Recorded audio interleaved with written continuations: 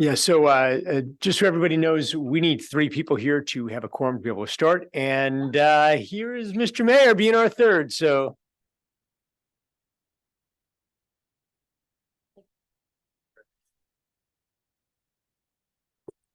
Good evening, everybody. Sorry for my tardiness. We had a opening at the Lark Theater, United Against Hate Week, and they wanted a couple words, so just ran up from the Lark in the rain. Anyway, welcome to the, thank you, Scott. Thank you, Vice Mayor. Welcome to the regular meeting of the Larkspur City Council tonight. If I can grab an agenda. So tonight, we are starting shortly after 6:30, November 15th. And if I could please get a roll call. He temporarily stepped out. Yes, here.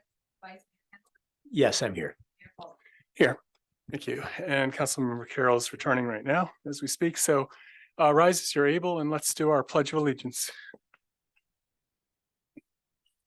Pledge of Allegiance to the flag of the United States of America, and to the republic for which it stands, one nation under God, indivisible, with liberty and justice for all. Thank you. Okay, so we can now move to our next agenda item, which is public comment. And as always, this is just for items that are not on the agenda tonight. So if you'd like to make a comment on anything not on the agenda, we give you 3 minutes. Come on up to the mic, tell us your name, where you live. Thank you. Hi all, Mike Bristow, President of the Larkspur Chamber of Commerce. Just wanted to come in and give you guys an update on the Holiday Magics that's happening on December 10th. We've shortened it down to, I'll let Jay get into the details on it, but we also wanted to introduce our new executive director, which we've been long awaiting, Kat Prager. Hi, guys. Hi, Kat. Nice to meet you. We're excited for the 10th and it should be a great event. Can you explain a little more about what it is? Absolutely. So we're doing a lighting ceremony. We have a Christmas tree, we have a menorah, we've got multi-faith coming together with different luminaries and lighting the whole street. We'll be on, the street will be shut from 2 to 5 and we'll have things up and down Magnolia. The one block that will be closed is just that beginning first block right after Ward. And so this even here will be open again for cars and just a fun holiday day. All right, welcome, Kat. So a couple other announcements that we've had to change our website from Larkspur Chamber to the Larkspur Chamber. So we have a brand new website, brand new emails for Kat and myself. We'll reach out and let you guys know. We had to shut the other one down for other reasons. But I think that's the updates that we have for right now. We wanted to make sure that you guys knew that we had a new ED on board and a couple of the updates for our event. So unless you guys have any other questions, I think that's it for us. All right. Okay. Yeah. Hi, everyone. Jay Holland. I wanted to add a few bits on the new Christmas holiday event and why we've chosen to create the event in a 1-block area. Originally, we had planned for a street shutdown for 2 blocks. After interviewing everyone on the street multiple times, we learned that that was not a popular plan.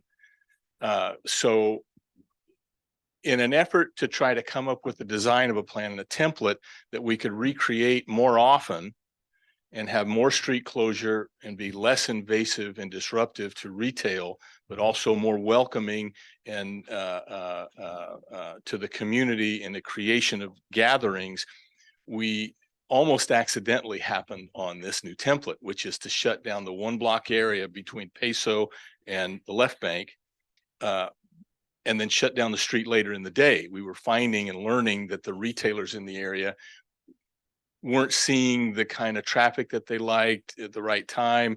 It was, again, disruptive. So I think a major part of this plan that's been been creating the success in the community, or the enthusiasm in the community, is that we'll be having little things on the sidewalk that are interesting things that are leading up to whatever the culmination is at the end of the day from 2 to 5. In this case, for the holiday theme, of course, it's, the lighting of the trees and so forth, which, by the way, you're all welcome to attend. And we'll take that template through to other events. Whatever their theme is, we'll have some things on the sidewalk that lead up to the culmination of the event and the celebration, whatever it is at the end of the day. So we've got total buy-in from all retailers in the area. And we're also welcoming other retailers and other companies, chamber members, to have exhibit space in that 1 block area. So trying to be as inclusive as we possibly can be. So we're really excited about this new template. Great. Thanks for the clarification. Thank you, Jay. Okay, next public comment, please. Come on up, James.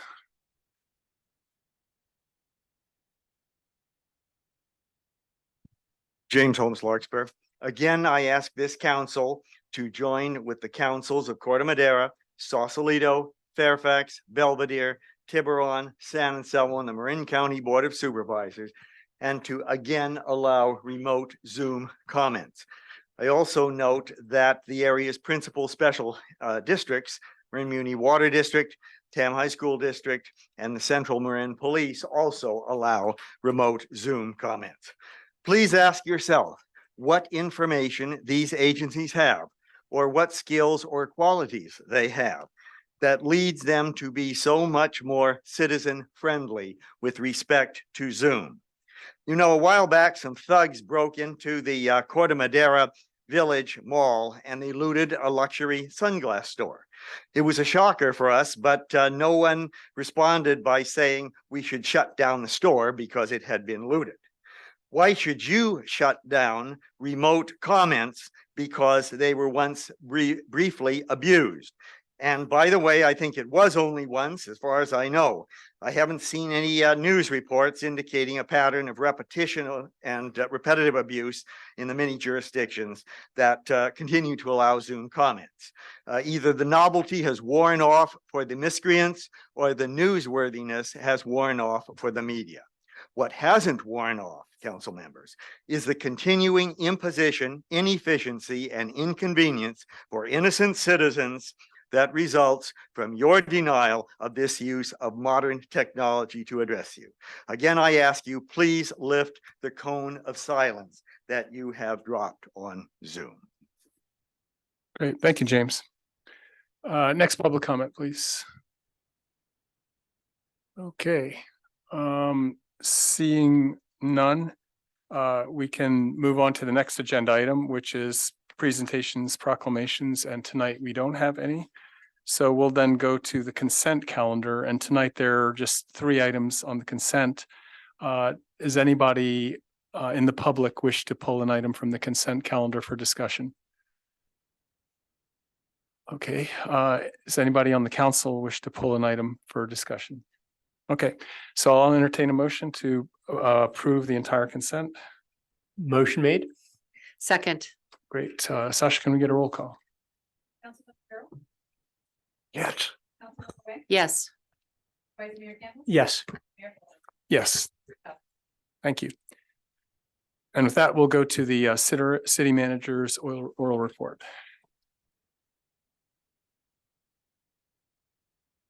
Thank you, Mr. Mayor, council members. I just wanted to remind the council and the public that as of Monday, the nomination period for the vacant seat on the council is open. Anyone who's interested in running for the seat, it's a 2-year seat. The election is in March of 2024. It's to fill the seat through 2026. You should reach out to the city clerk's office, cityclerk@cityoflarkspur.org or 927-5002 to schedule an appointment. Right now, the city clerk's office is operating entirely by appointment. So it's important that individuals contact the city clerk's office via those means. I also want to note the city clerk's office is going to be closed next week. So you can have an appointment tomorrow, potentially Friday, and then it won't be till after Thanksgiving. So with that, I'll turn it back to you, Mr. Mayor.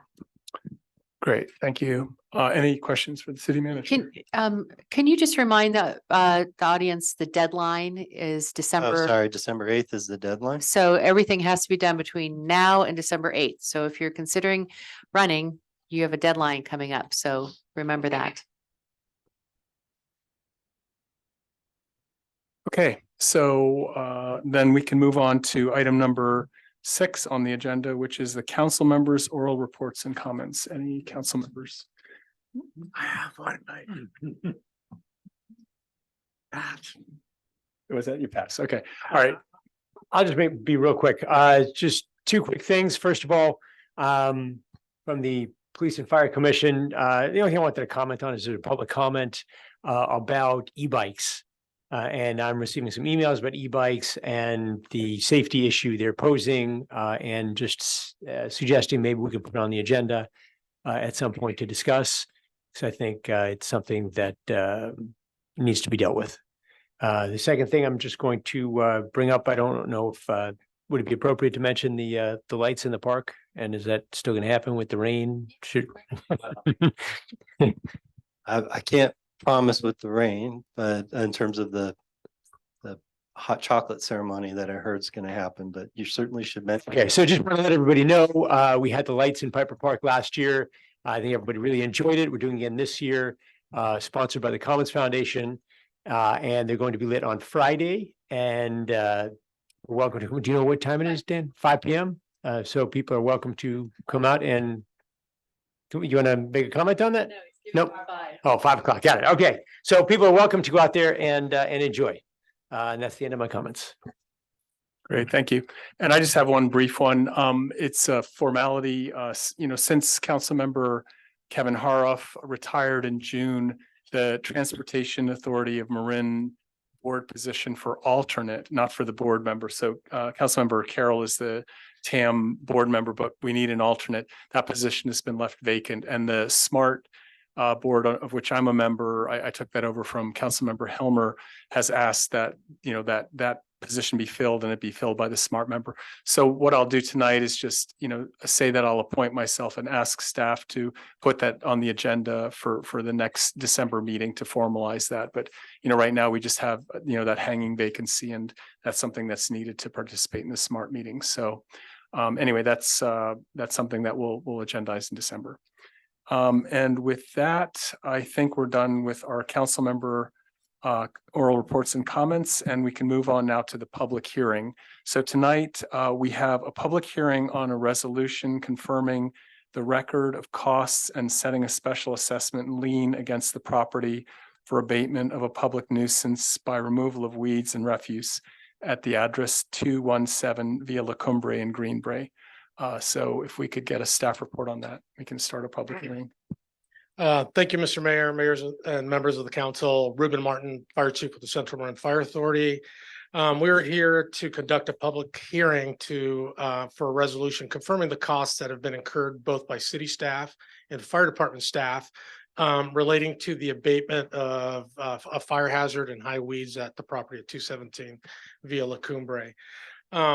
As you may recall, the city of Larkspur every 3 years codifies the updated version of the California Fire Code, which includes portion of the of the International Fire Code, which has portions of the Wildland Urban Interface Code, which requires anyone who owns, controls, or leases property in a mountainous area or an area that's prone to wildfires are required to do certain steps to maintain their property.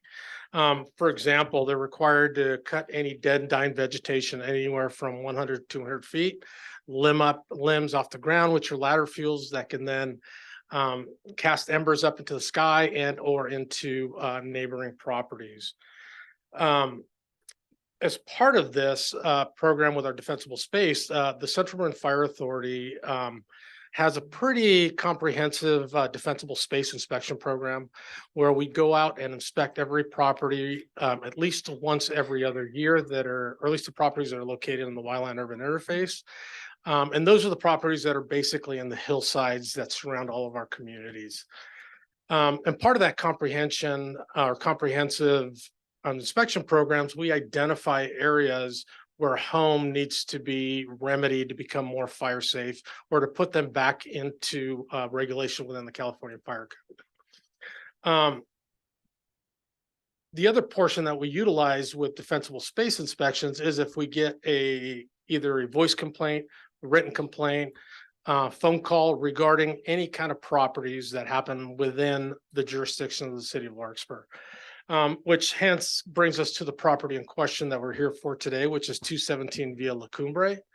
I first became your fire marshal here in 2017, late that fall. And then early of 2018, I started beginning a lot of phone call complaints from surrounding neighbors stating of overgrown vegetation at this certain property, which is 217 Via La Cumbre.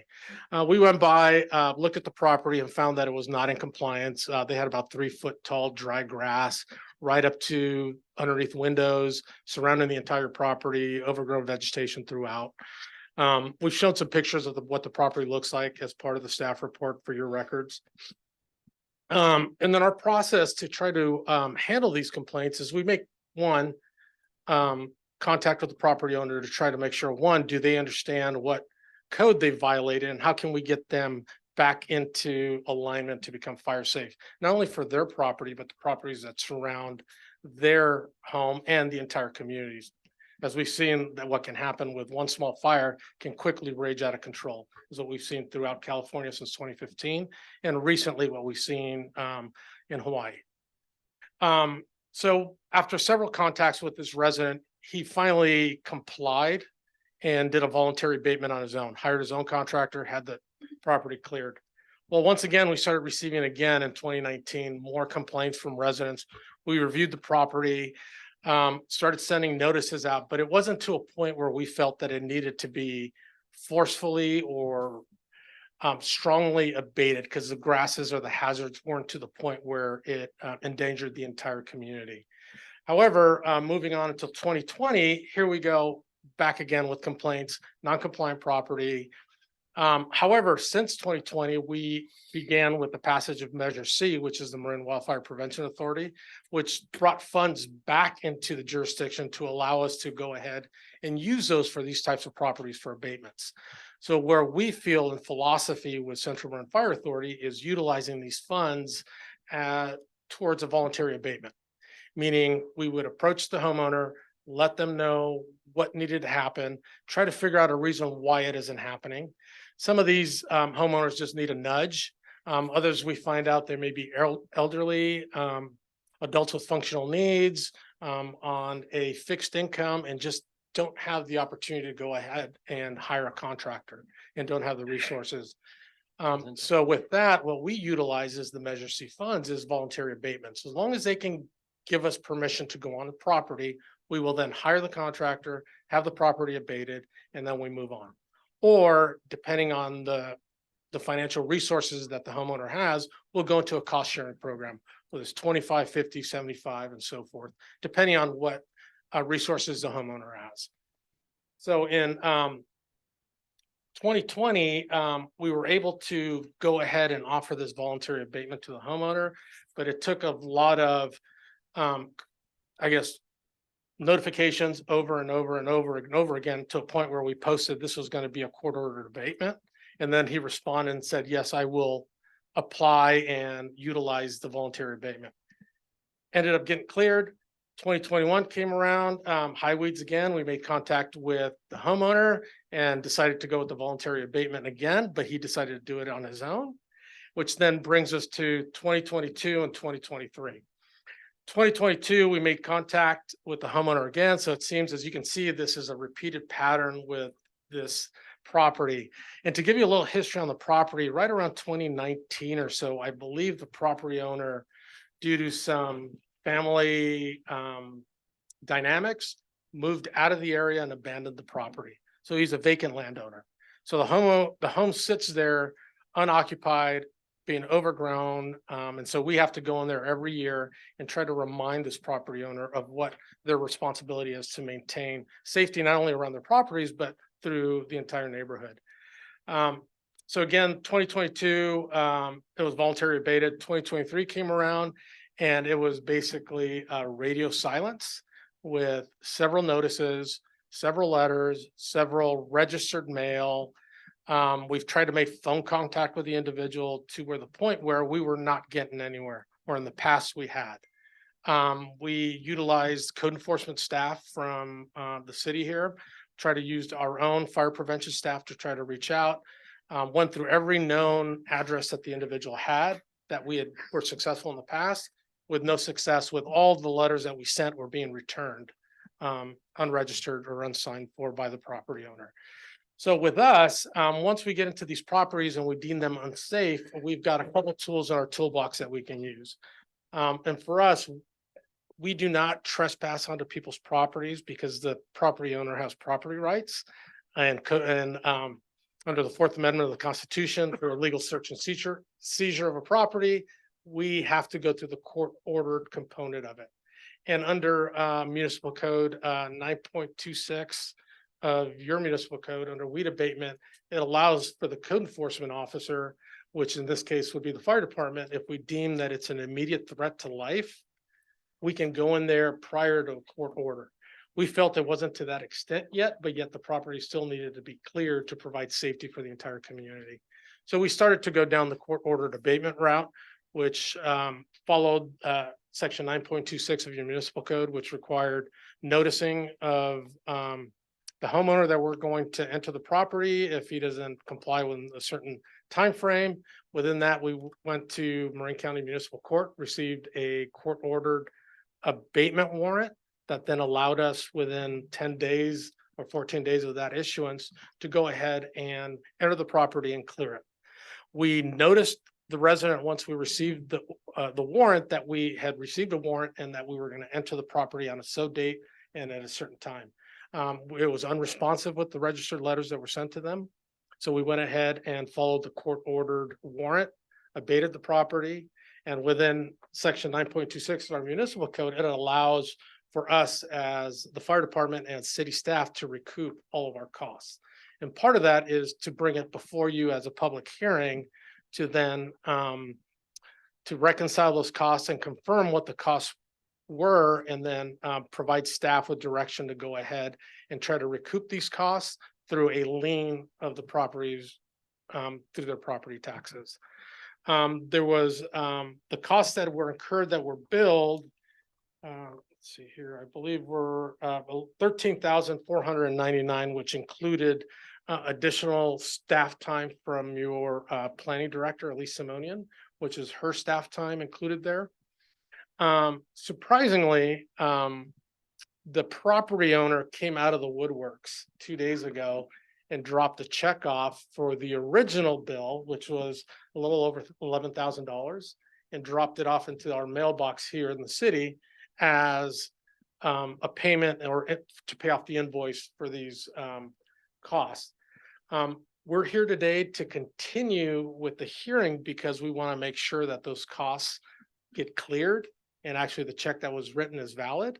And that way we at least have this backstop for us here today in the event that those funds do not clear the bank, and then we can then go ahead and proceed with the court-ordered abatement.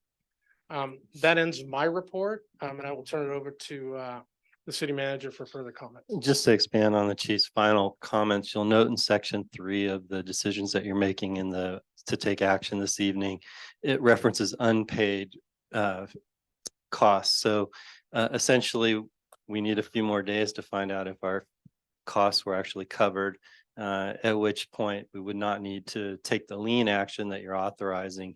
Essentially, if you approve this, I still have the discretion to make sure that everything's come through the way it's supposed to before we make the decision not to impose the lien. So we would encourage you to take the action tonight, make the approval, and then we'll exercise the discretion based on the clearance of the payment. Okay, thank you. Thank you very much. Any questions from the council for Chief Rubin, or Chief Martin, or for the city manager? I have some. The check that was dropped off, does that meet the sufficient at this point, meets the dollar amount that was asked for the mitigation? That was the original amount that he was build, and then we had identified some additional staff costs. I think pursuing those additional staff costs is going to cost more than we would actually collect. So I'm comfortable accepting the payment if Okay. it clears. Okay. And just a couple of things about, just out of interest, when the fire marshal issues an abatement order, with the exception of this, which is on the public record, does that abatement order, is that a public opportunity for the public to see those abatement orders, or are they private? They are a public They are records request. public So if record. someone wants any of our inspection records, they're free to ask for them through a Freedom of Information Act or public records request. Okay, Also, I just want to make sure for clarity, when we seek that order, we do go to court. We don't, the fire marshal can't simply order it. It Right. has to go to court. So there is a whole public proceeding in that respect. but other abatement orders that don't need a court situation and the homeowner appears to mitigate most of it, is that order a public record? The inspection reports are a record. Typically it is a hazard notice or hazard violation notice. And we send it to the property owner, and then they will then correct and then clear the report. And on a reinspection, we go ahead and clear the file. And then, but those are public records. Okay, And then anything that is done through the MWPA, through our Defensible Space Inspection, that is also Freedom of Records Act, where someone can actually get the copy if they wanted to. okay, that's my only question. Okay, any other questions? No. Okay, so I think at this point, we'll open it up for public comment. Yeah, I wanted to see if. Just to make sure our phrasing goes correctly, Mr. Mayor, you'd like to open the public hearing.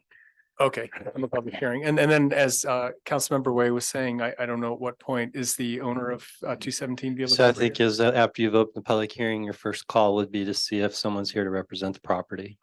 All right, so in that order, we're opening the public hearing then and asking for the owner of 217 or any representative of that owner to step forward.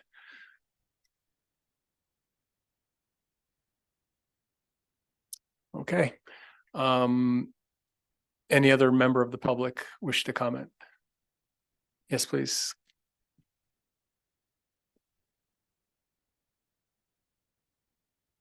My name is Amy Slater. I live at 235 Via La Cumbre.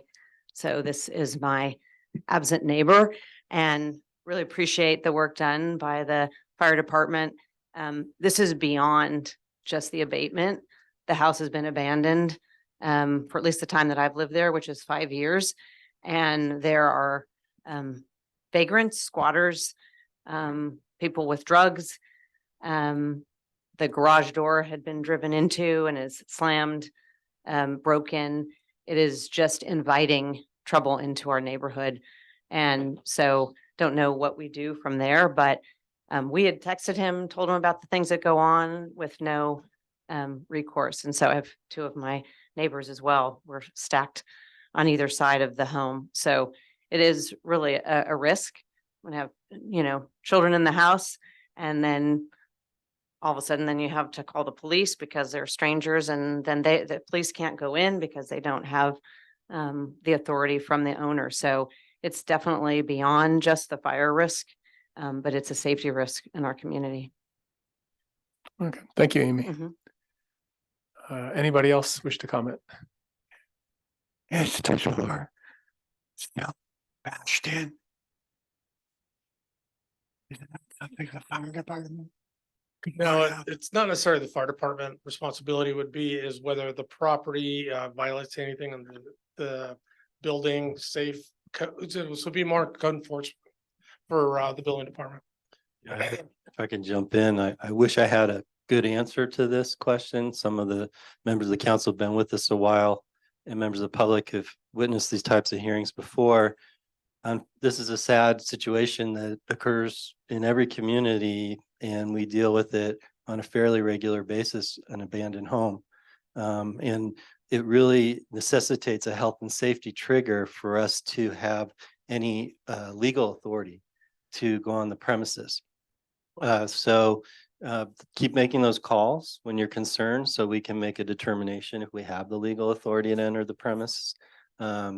But, our laws are designed to protect property rights, and I want people to understand we're not ignoring these situations. We just have a lot of constraints. Question. Yes, please. So, and I don't know for our city attorney or city manager, I would imagine, if there's something like an attractive nuisance where there is a door that is broken, that is inviting, negative elements from the community, that would reach a threshold where we would be able to take some type of protective measures such as boarding up any. No, actually, you can't do that. But if you see someone who you think is trespassing, you can call and we can send the police to make a determination of the trespassing. But the fact that somebody has a hole is equivalent to if they left their door open. We can't just simply go and abate those situations. We're very constrained in that respect.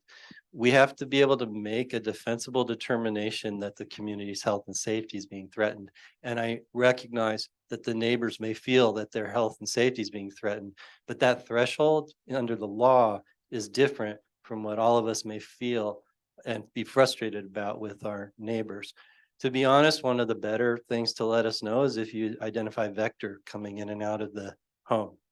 Rats, for example. It's actually one of our better ways of getting on the property is if the nuisance has reached a point that, and unfortunately, we have had homes reach that point, so. So neighbor. Where did you go? I'm not gonna say that. Okay. Any other public comments? Okay. If there are no more public comments, then I'll bring it back to the council. And I think we can close the public hearing or, and then just, there's no vote here, but we just should be offering. There is a vote. You do need to. We do need to approve vote on the the- motion. Okay. Okay. Then I guess the item that was put in front of us, does anyone want to make a motion?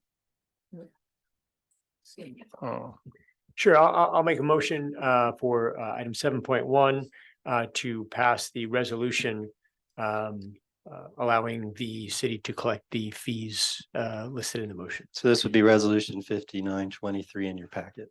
Yes, thank you. I'll second that. okay, great. So we have a motion Am I reading the wrong one? to collect the fees in a second. Can we get a roll call, please? Wait, I think you did. Did you do the wrong number? It's 59, I think. The Resus is 59. I think we had a typo in the staff report. It said 55 in the staff report. Oh, good. All right. Okay, yeah, let's do it. Yes.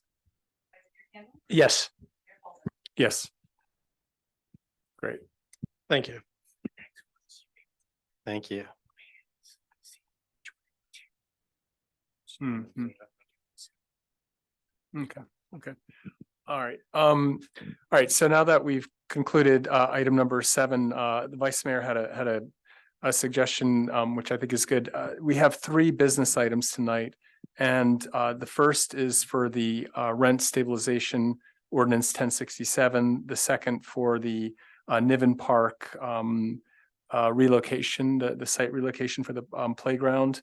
And the third is the fee policy for encroachment permits on outdoor dining. So just to, respect the audience and your time, by show of hands, how many people are here for 1067? That's the rent control ordinance, putting that on the March ballot. Okay, so nobody. Then the second would be the Niven playground. Okay, so we have a fair number of people. And then for the encroachment permits.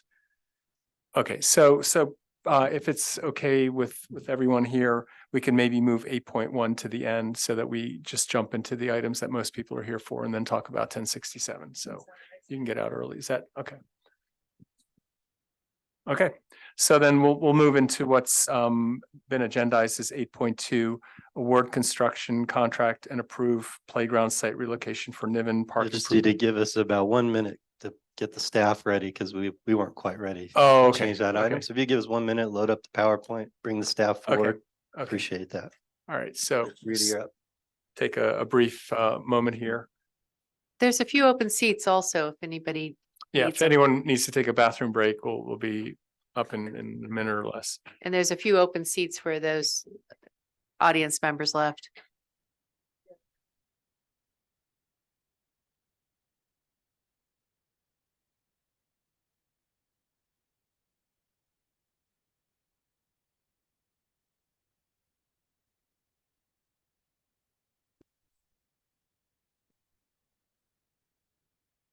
While they're getting things set up, we did place in the back of the room some copies of some maps. They were supplemental to the report. I'm not sure some ended up on the dais. If they didn't, I'll make sure you get some. You have them? Okay. Yeah, we're good up here. Thank you. Thanks, So those Councilmember. were supplemental. They're referenced in the staff report and they were published subsequent to the publication of the staff report.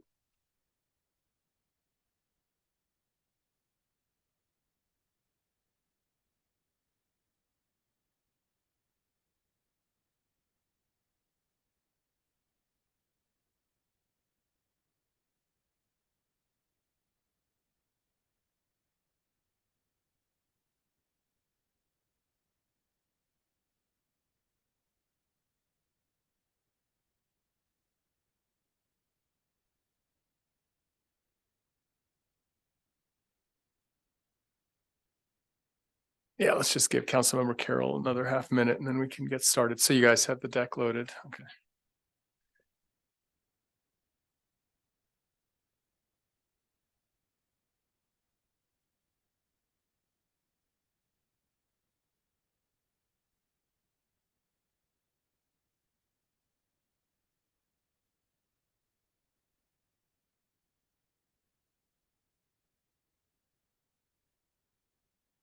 Okay, why don't we get started? He's read the report, I'm sure.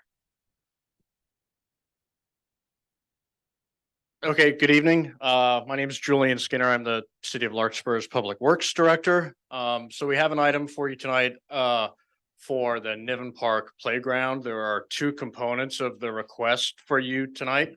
One is we're asking that you award a construction contract based on a low bid that was received. As you'll recall, last year we came before you with final plans for the Niven Playground project and you approved those plans. We went out to bid per the public contract code. We received bids and we've done our bid analysis and we have a recommendation for you tonight to award the contract to the low bidder so that we can get going on the construction.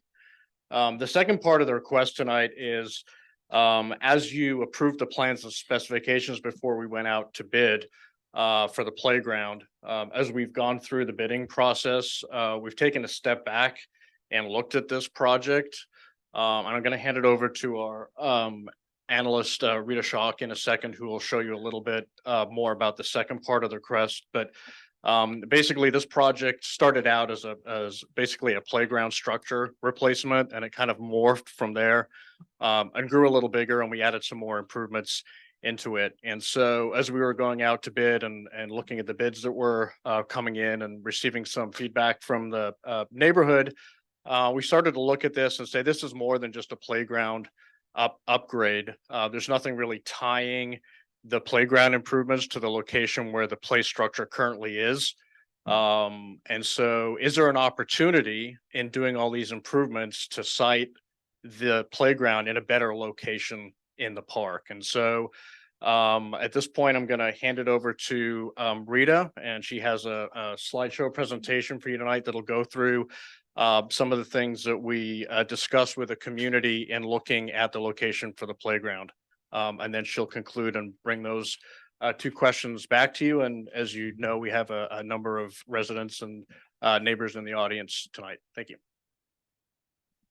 Hi, good evening. I'm Rita Schock, Public Works Administrative Analyst 2. Just speak closer to the microphone.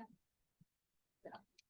Hi, I'm Rita Schock, Public Works Administrative Analyst 2 and project manager for this project. So as Julian stated, last November, we came to the council and got plans and specs approved, and things started to bubble up in the community. And so we went, as he said, we took a step back and decided, okay, there are people in the community that wanted to express concerns, opinions. And so we held a community workshop. And then also on the same night, October 19th, the community workshop was directly before the Park and Recs Commission meeting. And it was Bring it just a little closer to your. hello, is that That's better? good, Okay. yeah. Okay, so on October 19th, we had a community workshop, followed directly after that with the PRC meeting. and invited by direct mail, invited 175 addresses, both in Cape Marin and Drake's Landing, and also put up signs around Niven Park to come to these meetings. So really the question that we were asking the community is, we have the original location, which the original location, which is location A, and that's where the existing playground is. Or we also had two alternative locations we're calling B and C. And again, it was an idea. The idea was to step back, take a look, were there merits and, to looking at this alternative location, really with the idea, if we were to build this playground today, if there was no playground at Niven Park and we were to build this playground today, where might we build it? So we heard from almost 90 people. And really what came out of it is that the opinions were evenly split. Location A is a known entity. Go back to the first slide. Oh, actually, I'm sorry. This was fine. Yeah, location A is the original playground, known entity. That's the playground has been there for quite a while, and as mentioned, when we started working on this project, we had started to work with architect and a civil engineer and started incurring fees and, having preliminary plans drawn. And so we kind of just kept going with this location. And, there are benefits to this. It's, it's close to the creek, it's tucked away. And so, there are a lot of fans for location A. When we started to look at it though, as the park began to grow, you can see from those red lines, it does start to get closer to those residences that are immediate on either side of it. And particularly, people were concerned about increased noise, sense of privacy, can people look into their back patios, site views. And so, when we went ahead and looked at location B and C and really started to look at it in terms of some of the benefits to going in this alternate location. One is it's much lower impact on residents. I know that there are residents that are now newly impacted, but they are much, much further away than the ones that would be in location A. Parking is an issue in these two neighborhoods that have private streets. The closer we are to the Drake's Landing and Berry Way, more likely people are going to park in the public street parking. And along with that, accessibility in terms of, is much improved in location B and C. There's further to travel. Also visibility, it's closer to the street in terms of just safety or just people knowing that there's even a playground there. And there's a lot of synergy that's created by being close to the playground, or I'm sorry, to the picnic area. I don't know if you've been to Niven Park recently, but that picnic area has been improved. And so there's a synergy there being closer to the picnic area, as well as to the amenities at the Bonner Shopping Center, which is right across the way. And finally, reduce construction impact, both, just in terms of the physical getting equipment and materials back and forth. Location B and C is definitely much easier on everybody. It'll just because of the proximity. Can I ask a quick question? Yeah. We start out with 3 locations, A, B, and C. Now B and C have been combined. So we're not Yes. choosing between B and C. It's either A or Right. the BC combo. Yeah, Okay, exactly. thank you. So, so I was going to get into that next, is that we did sort of made it a hybrid. There were concerns with location B, location C, which is closest to the intersection.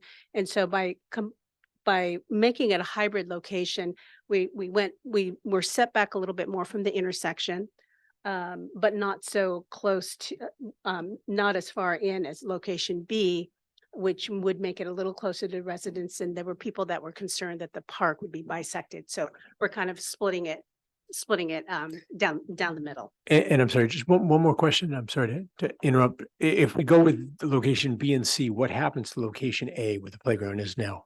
we would remove the existing equipment that's there. And it would be grass, is that? Yeah, we'll just fill it in with, right, we'll probably just leave it as is. It's just, there's just tan bark there.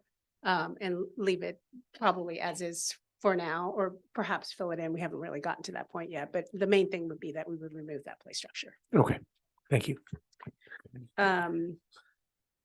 So, Sorry, go ahead, Councilman. Yep. Okay, no, good That's read. okay, okay. So in terms of location, I'm going to just be calling it just BC. It's the one location. The people that were, that didn't like that location as much, the main thing seemed to be about safety. There was a perceived concern about safety with cars and people being able to look into the, particularly it was about the street traffic. So with that in mind, we looked at the design of it and said, okay, what, how can we mitigate these perceived concerns? So one thing is, when you look at the actual setbacks, the blue dimensions show really how far back the playground is from the street curb. And, there'd be the curb, there's a parked car, and then the street. So it's even another, maybe another 10 feet, but certainly it's between 40 and 100 feet from the curb. That intersection right there is a four-way stop. So cars are already at a stop, and so they're not, they're not at the point yet where they're not speeding by. They're having to accelerate from that four-way stop. There's a fence that's part of the design. We had it at 36 inches high, and we'll raise it to 42. And then you can see that the entrance, the pathway to the playground is wrapped around, and so rather than having the entrance facing the street, in fact, we have it facing the old playground location. I'm starting to trip. So the blue line that says 5813 square feet, is that where the new entrance is going to be? Yes. Okay, thank you. Yeah. Actually, if you go to the next graphic. One more. Yeah, okay. So if you'll look at the close-up on the right-hand side, you can, hopefully that makes sense, where it says double gate entry system, entrance, the pathway curves around and then faces towards the creek.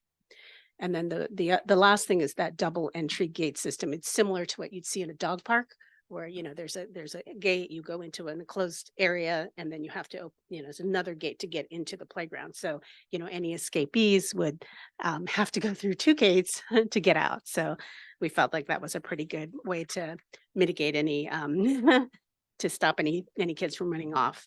And then finally, the last thing is along the perimeter, there are multiple obstacles to cars. I mean, there are street lights, there's trees, there's a concrete wall, there's utility boxes, there's bollards, there's all types of obstacles already in place. So a car just, would have a hard time just sailing right into the playground.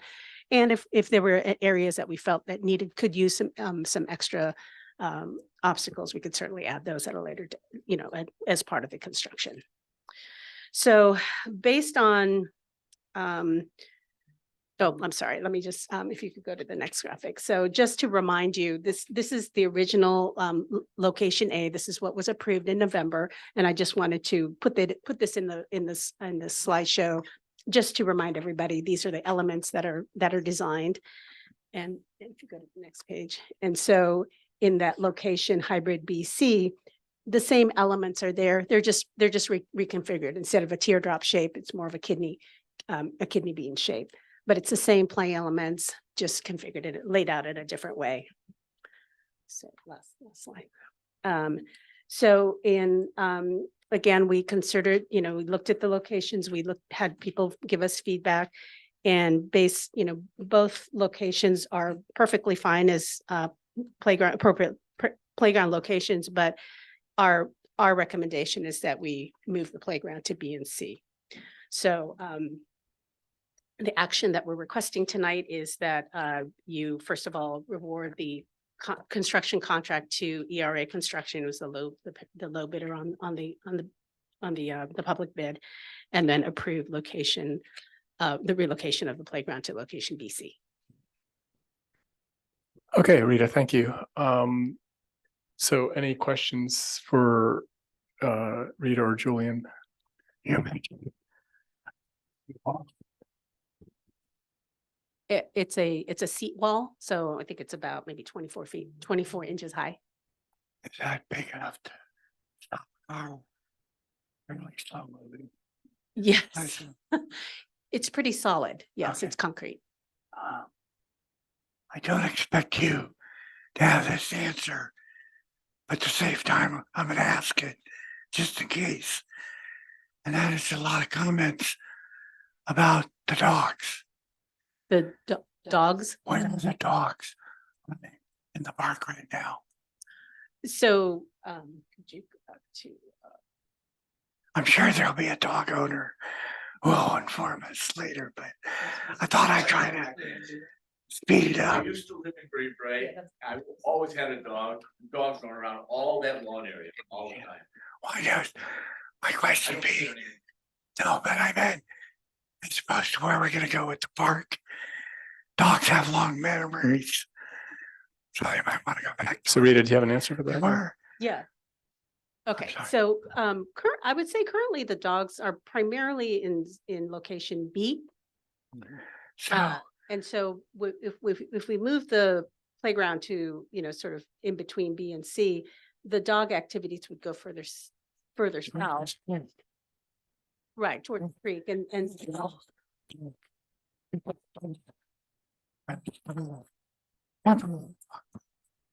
Oh, I don't think we want to be, and we're not entertaining a dog park at this time, no. Yeah, The community outreach meeting for a Niven dog park emphatically told the city there should not be a dog park at Niven Park. Adam, Correct. So that's why you're getting that reaction from staff. the dog's running around. I'm just reporting that there was a very loud voice. Okay, excuse me, sir, sir. yeah. And we did just build a brand new dog park over at Piper Park. So there's a brand new dog park there. And so Creek. I don't think the dog walkers want to go in the creek. I think the thing to bear in mind is that we can't plan or be concerned about illegal dog activity because it's illegal to have your dog off leash. So any behavior by dogs off leash shouldn't factor into your thinking because that's prohibited by code. We all know it's happening out there, but that behavior isn't something we should accommodate in our planning for this park. Rita, I just want to commend you for attachment 3 with all of the tabulated responses and comments is very comprehensive. I rattled through all of them. I don't know if everybody has, but they were put together in sort of pros and con category. And thank you. That was very helpful. Plus we had, 15 additional email comments about this issue, but I found this tabulation of how you put all the written and comments in this kind of category to be a really effective way for me to see the pros and cons. So thank you for that. Thank you. Okay. Any other council member questions or thoughts before we take it to the public? Okay, so it sounded like some people want to make public comments. So please, if you'd like to, just come up to the mic and let us know your name and where you live.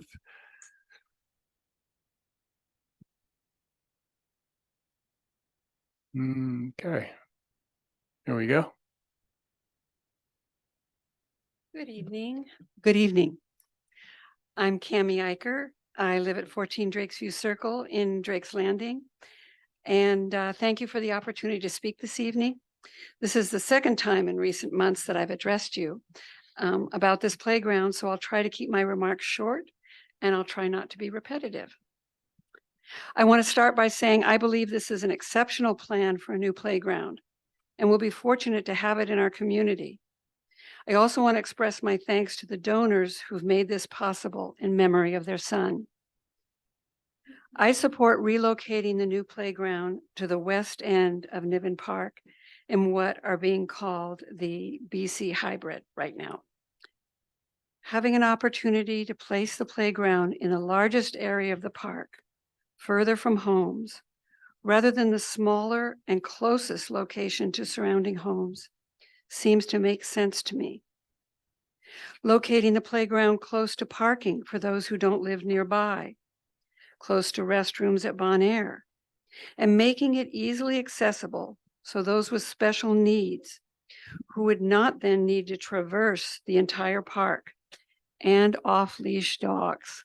By the way, my desk looks over Niven Park, and all of Niven Park, to answer your question, is filled with dogs all day. So let me just go back. Accessible would not then need to traverse the entire park to reach the playground in location A. Also seems to make sense to me. As you know, an expanded playground in location A will abut our townhouses. The fence surrounding location A was designed to be 10 feet from our small patios. The current playground has always had minimal use and has been far enough away to not be disruptive. The new design, however, will attract more families, which is good. But the elevated noise level so close to our homes and the fence, play structures, and new trees obstructing our views is something I hope you will take into consideration when you vote on this proposal. Thank you. Great, thank you. Okay, yes. Good evening, council members. I'm Dana Armanino. I live at 22 Drakes View Circle. And first, I just want to thank you all and thank staff for your thoughtful consideration on this. And I really appreciate the letters that were sent out and the workshop that staff hosted. It was a great way to get everyone together and talk about this issue. And finally, I just want to say I support the proposed shift to BC. The existing play structure where it is lovely. It's in scale with that location. If it was a straight like for like swap, that would be fine. But increasing the size in the narrowest part of the park is challenging. So I appreciate the thought that went into shifting it to closer to the picnic tables. Thank you. Great. Thanks for your comment. Any other public comment?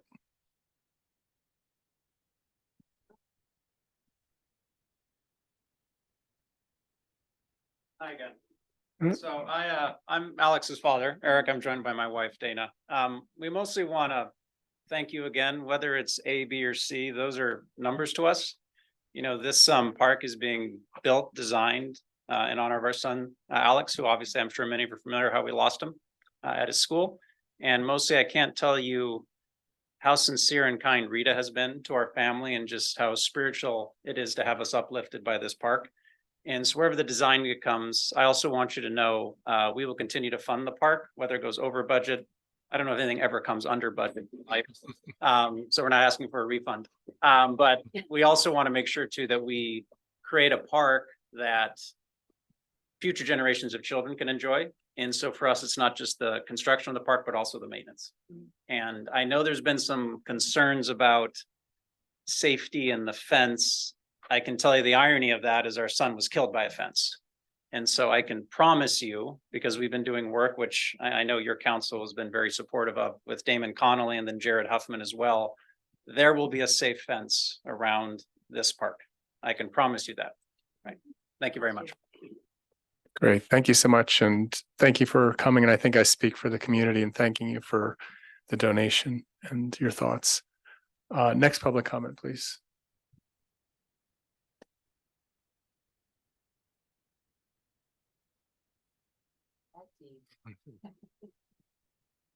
I need a little help. Carol Poseen, I live at Elizabeth Circle, right near Niven Park. And I write a newsletter for 200 neighbors in our area. I've had feedback from many people about this park, and we are really grateful that the park is going to be upgraded, the playground for kids.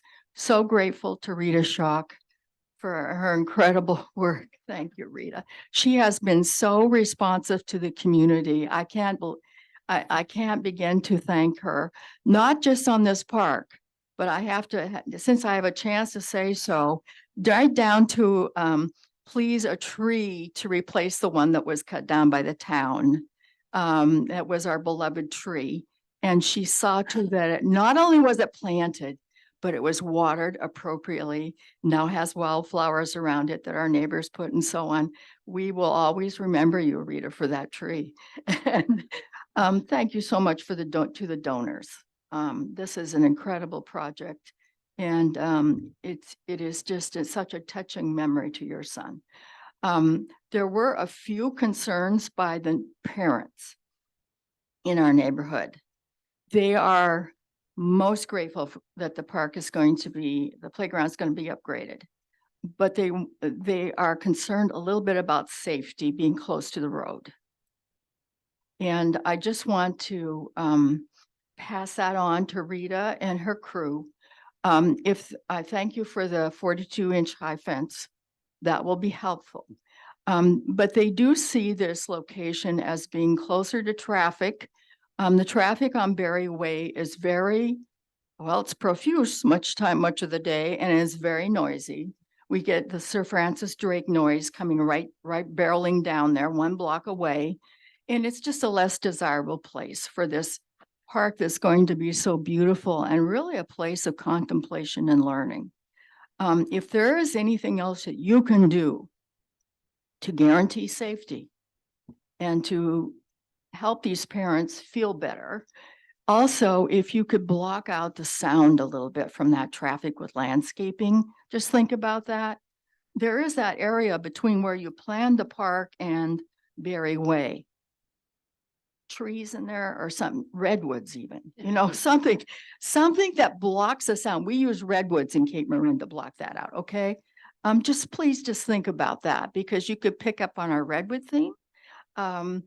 Anyway, thank you for those considerations. Let's keep it safe. Let's keep it pleasant and contemplative and learning for the children to enjoy.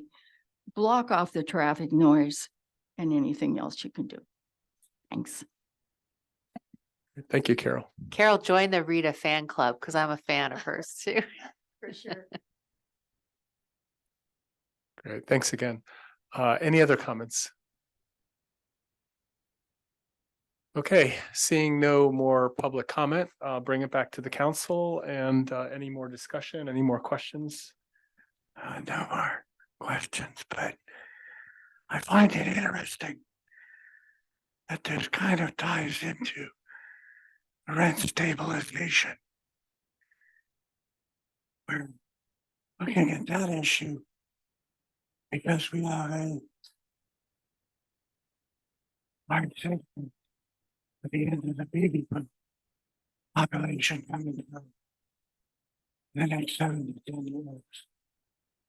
After that, when up to the road south, I'm going, I assume the end of the government, it's going to be flooding our neighborhoods. And the need for a farm, particularly one that's expandable, it's just going to grow greater as time goes on. That's the cycle I realize I see when I moved in 40 years ago to Sun Valley and San Rafael. My ex-wife and I were the youngest in the neighborhood. We're now the oldest. And that's life and what's going to happen. I preferred that it be selection for the distance, but I agree that the design you come up with is very safe. The issue, sadly, are the older brothers and sisters, and I risk wrath, but I'll do it. The adults and the grandparents who look at the damn phones and not their kids when they're in the park. And there's nothing we can do about that. I've had people leave their kids in my cab because they walk out. So there's a limit to what we can do. I think landscaping, and that's one thing. There are money available for that. I'm on the federal grant committee for the county. That's something I will be definitely researching very thoroughly. So I'm in favor. Okay. Thank you, Rita, for the presentation. I think you clarified pretty much the 5 main reasons why it's BC is a better location. The lower impact on the residents, parking is enhanced on the street parking, accessibility improves. There's better visibility in that area, close to the picnic benches, and you forgot to mention the water fountain that we just installed out there, which will be a very helpful thing. And reducing construction impact to the neighborhood is significant, I think, being able to stage right there. So if there's no more other comments, I would move 8.2. I have one comment. Okay. Before we vote on this. I just wanted to thank staff. And then I think this was done so well in the sense that we had a idea and a donor, and we had an idea where this was going to be, and we got community feedback, and we heard things that we weren't expecting from neighboring homeowners, and we listened to what everyone told us, and we made adjustments, and we were able to move it to fix the problems that wouldn't be fixed at that location. If you're too close to a home, there's nothing you can do about it. If you move close to the street, you can fix or mitigate those problems, as you had mentioned. So I'm just so impressed about how well it was done and how you listened to all the feedback and pivoted to try to make as many people as happy as possible and make this the best project it could be. So I just want to thank staff for that. It was really well done. And with that, that was my comment. Great. I would like to echo those comments. Really great work from staff, and we're hearing the thanks from very well-informed community members and, the people here. So yeah, great work. So we've had a motion, and do we have a second? Sure, I'll second. Okay, so can we get a roll call on this? Yes. Yes. Yes. Great. Okay, so with that, we'll move on to what was 8.3 on the agenda and look at the A few minutes to exit as they yeah, if some people would like to leave. So this is to review the fee policy for encroachment permits for commercial outdoor dining use and public right-of-way on Magnolia Avenue. So I just wanted to, by way of introduction, remind the public that we visited this last year. And, this was when we had COVID, and we had really tried to support the business with the parklets, and got a lot of community concern about the appearance and about, the right-of-way use. And so we passed a resolution, and here we are revisiting the issue. Obviously, there's been a great deal of interest in this. So we'll get a staff report and then move to our public comment. Yes, excuse me. Good evening, Julian Skinner, Public Works Director. So we are here tonight to take a look at our indoor or outdoor in-street on sidewalk dining policy. And specifically a couple of items that we've received public feedback on in that policy. And one of them that we'll go over is the fee that the city council adopted after we adopted the parklet policy. So next slide.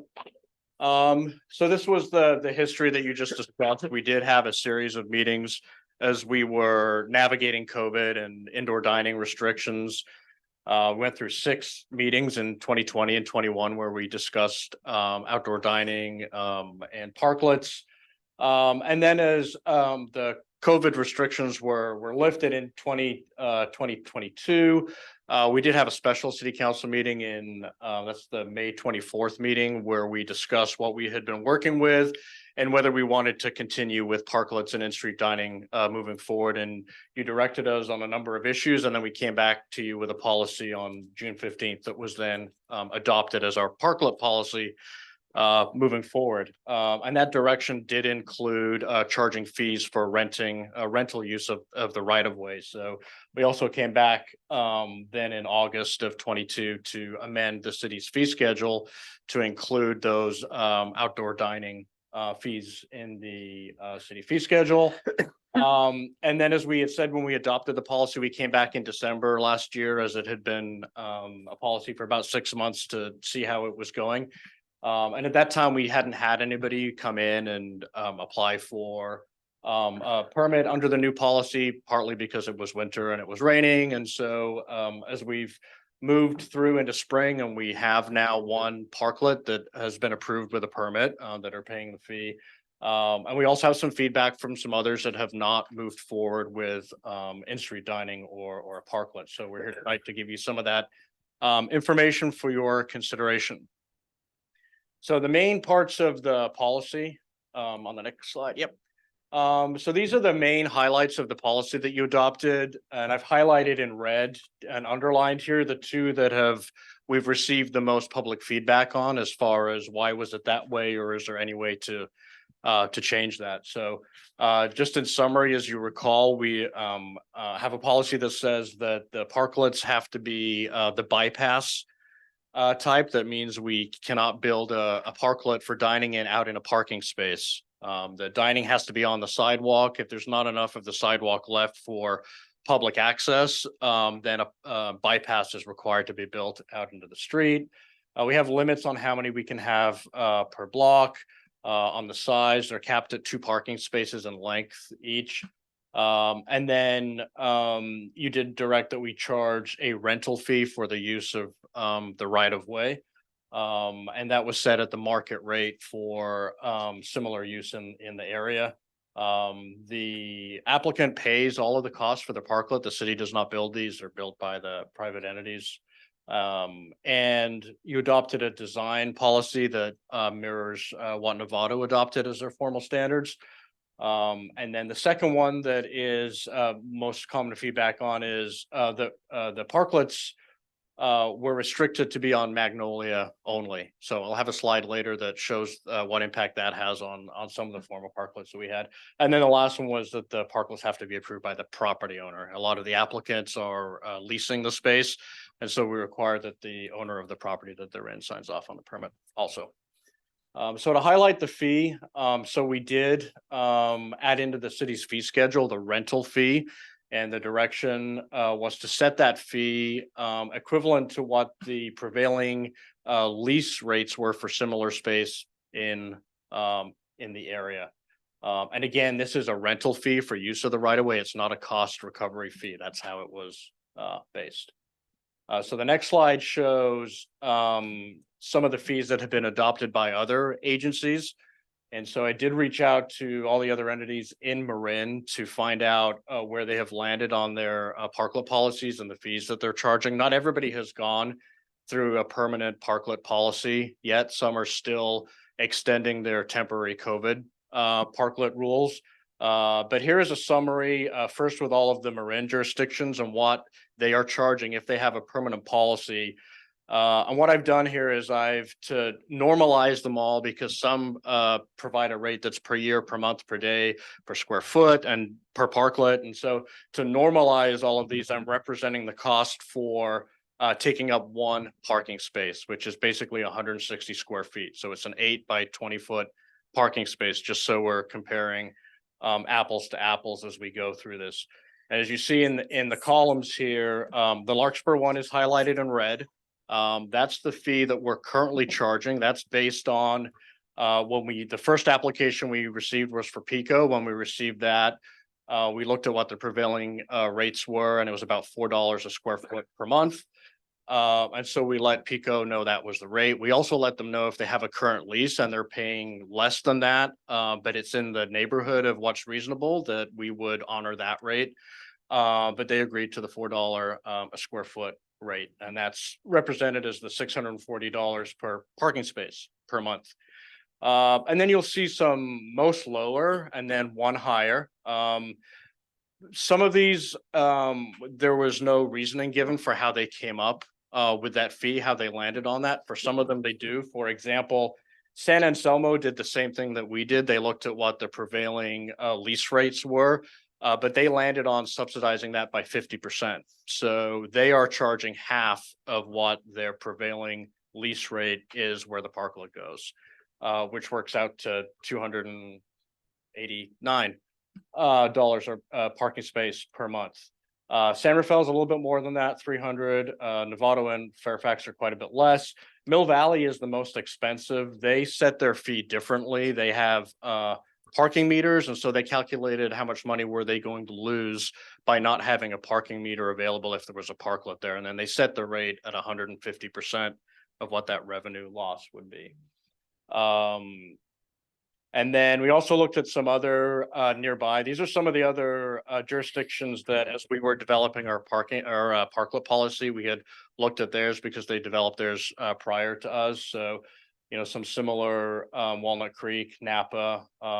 As you can see, these are all less than ours, and then expanding out a little bit further into Santa Barbara, San Luis Obispo, just to grab some other statewide numbers. So up at the top, we've kind of compiled these and show that the average. So if you don't include Larkspurs, the average for all of the other agencies in Marin, it would be $370 for that parking space versus our $640.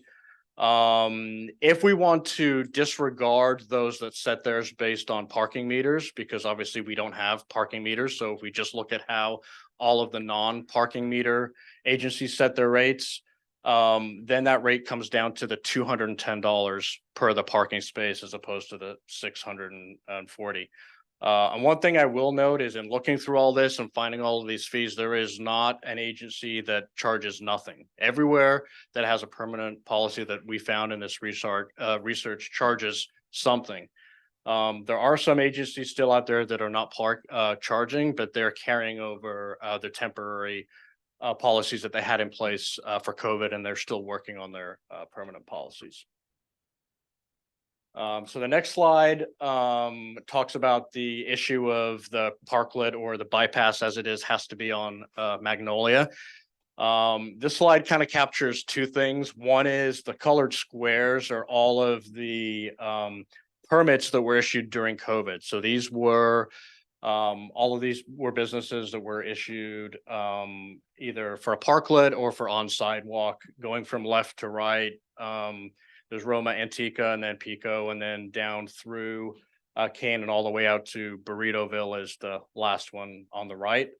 And then I've just put a code in red next to these as to where they stand today, now that we have a permanent policy. And as I mentioned, the only one of these that we have finalized a permit with and are paying the adopted fees and constructed a bypass per policy is Pico's. And that's been in for a few months. There are some others that have said they don't want to do it. And then there's some that we're still talking with. As you've seen in a lot of the public comments, Rulies is one that decided they didn't want to pay a fee that they had been quoted, that I'll show you on a slide in a few here, and then Burritoville. And then the other thing I wanted to highlight here is there are some that are not eligible. Left Bank had their parklet on Ward. Farmhouse had some tables that were out on Ward also, and then the Silver Peso had some sort of facility on the side street on Ward, and so those would not be eligible for permits with the current policy.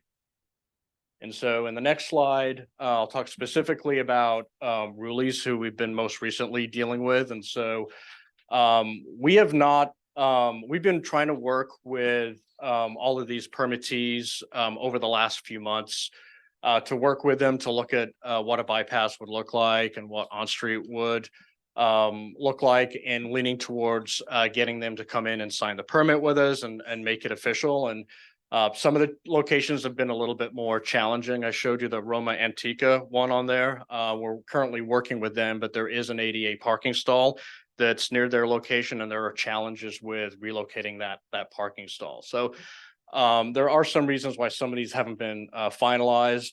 And the most recent one was Rulies, who we were working with. Initially, they wanted to build a parklet or a bypass. It would have to be out in the street. And so on the bottom left here is the picture of their parklet that they constructed during COVID, taking up 3 parking spaces. And then just to the right of that, there's a view of inside of that parklet from the sidewalk. And then The top is just a Google Street View of what the Ruley frontage looks like without the parklet and with the tables on the sidewalk. And so the next slide shows when we were talking with Ruley's about getting their on-street dining permitted per the policy, and they came in and requested that they wanted to do a sidewalk bypass for 3 parking spaces. And so our policy, so what you're looking at here is an overhead. So at the bottom where it says 100 feet, that's the total frontage of the Ruley's property. And it's built up into many different storefronts, as you know. And so we've got highlighted here, kind of the brown box is what would take up 3 parking spaces. And then the gray box is what would be, the sidewalk would be adjacent to that. And so tables would be, and chairs would be on the sidewalk. And then people walking down the sidewalk would be redirected out into the parking space and would walk down that bypass. But the policy limits these bypasses to 2 parking spaces in length. So we responded back to Ruley on the next slide that they couldn't do the 3 space, it would have to be a 2 space. And we provided them the fee for what that would be if they were to use the entire width of the sidewalk. So in theory, if you build out the sidewalk bypass and you push the pedestrians out into the parking space, then the entirety of the 10-foot wide sidewalk is available to you for in-street dining. And so the length of the 2 parking spaces times the 10-foot width was 450 square feet. And then at the $4 a square foot, that's the $800 a square foot number that we've probably all heard quite a bit. That was what we sent back to Ruley's is you can't do the 3 parking space parklet, but you can do a 2, and this is what it would cost if you use the entire sidewalk. They then got back to us and said, well, we don't want to do the bypass anymore. We just want to do tables and chairs on the sidewalk. Julian, I'm sorry, I just want to make sure I heard you right. Did you say it was $1,800 was what that would be? $1,800 a month. Okay, Yes, that's based. Yeah, that's Right. based If on they use the entire entire sidewalk. right across to the bays of 2 parking spaces. Okay, thank you. And then they came back and said, well, we don't want to do the bypass anymore. We'll just put our tables and chairs out on the sidewalk. And how much would that cost? And we offered to meet with Ruley's to look at the layout of what that would look like. Because we need to know what the square footage is. The cost is based on a square footage. It's not the $1,800 fee that's been quoted was based on this scenario, and it's based on the square footage, and it's 10 feet wide and it's 45 feet long. I don't know what it would be based on what they had before because they removed the tables while this discussion was ongoing. So we haven't been able to provide an exact fee other than currently it would be $4 per square foot times whatever space your tables and chairs occupy out in the sidewalk. And so you look at the whole frontage length is 100 feet. I don't think they've had their tables and chairs out across the whole frontage. And then you could pick a width of table and chair, but we obviously would want a drawing and would want to meet with them in order to give them an accurate number. But I just wanted to clarify that it's not a flat fee, $1,800. It's that's what the calculation came out to. In fact, Pico's is paying $600 a square foot based on, again, it's the same $4 a square foot. 600 total. You said a square foot. Oh, sorry, 600, not a square foot. They would be here tonight too if they were paying $600 a square foot. And they have $600 a month. They have 1 parking spot. They have 1.5. It's how it works out. Every place is a little different depending on where the parking spaces are and the width of the sidewalk and how you maneuver people from the bypass to the sidewalk. And we measured it at about a space and a half. Yes. So that's where the $1,800 a month comes from, is from that exhibit that we sent back. So it's not a flat fee, it's not a fixed fee, it's based on the square footage. And then the next slide, this is as we have adopted this policy for in-street dining, it's brought up some other interesting questions, such as plant pots and benches, and there's actually some tables on the sidewalk that we're told are not for in-street dining. They're there to advertise that the location is a restaurant. So We don't have fees for capturing that, so that's something you may see in the future as we get a grasp on the in-street dining and where we are with that. There are some other issues that do come up and have been brought up by some of the people who've been told they need to pay a fee if they want to do in-street dining. Is what about benches and things like that? And then I just took a few photos today. You walk up and down Magnolia, there's quite a few different ones. And then I think the last slide is this is just a photo of the Pico location with their tables closer to their building, and then the sidewalk bypass out by the parking space. So tonight, what we're looking for is feedback from you and from the community. If you would like us to come back, if you want to look at amending any of the portions of the policy that you have for in-street dining. And then if you want us to look at that fee, and then obviously that's in the adopted fee schedule. So it's not something that we can change tonight, but you can give us direction on how you would like us to come back to you with a proposal for amending that fee. Okay. May I add a few comments, Mr. Mayor? Yes, please. So a couple of things I wanted to make sure everybody's clear about. The policy's been in place for quite a while. Staff's been working very gently with all these businesses. We have not exercised the legal authority of the city to order these things to occur. We've been asking each business to come in and talk to us and work on a plan. Nobody ordered anybody to remove anything off the sidewalk. I want to be very clear about that. No one from the city did that. Nobody from the city said that a certain amount had to be paid tomorrow or else. None of that happened. Another thing I want everybody to understand is what an encroachment permit is, because we've gotten a lot of comments. I think people don't understand what an encroachment permit is. Private entities, including homeowners and contractors and businesses, sometimes want to use public space. The legal term for doing that is encroachment. You have to get a permit to do that because you as a private entity are taking the responsibility to use public space. The taxpayer should not be responsible for the behavior of a private entity in public space. And that's the purpose of an encroachment permit. So they have existed for years. They're very important. And every taxpayer should want every private entity to get an encroachment permit to use public space. Because otherwise the taxpayer is assuming any liability or problems associated with the private use of public space. The question that's been raised here is what should be charged for that use of the public space. I think the council did a prudent thing on behalf of the Larkspur taxpayer to say that we should look at what the prevailing rates are around the public spaces. And so it costs a different amount depending on that use. You've given the Director of Public Works the opportunity to assess what's going on in the particular area where that private use of public space is going to take place. In addition, you heard the Public Works Director say he's offered every private entity he's been dealing with the opportunity to tell him his calculation is wrong or that there's some mitigating variable such as their own lease that he should take into account. We've tried to be very gentle with this program. Tonight, as you do this discussion, I encourage you to talk about what you think is an appropriate amount to charge for the use of public right-of-way. But recognize that I think that value is the prevailing rate.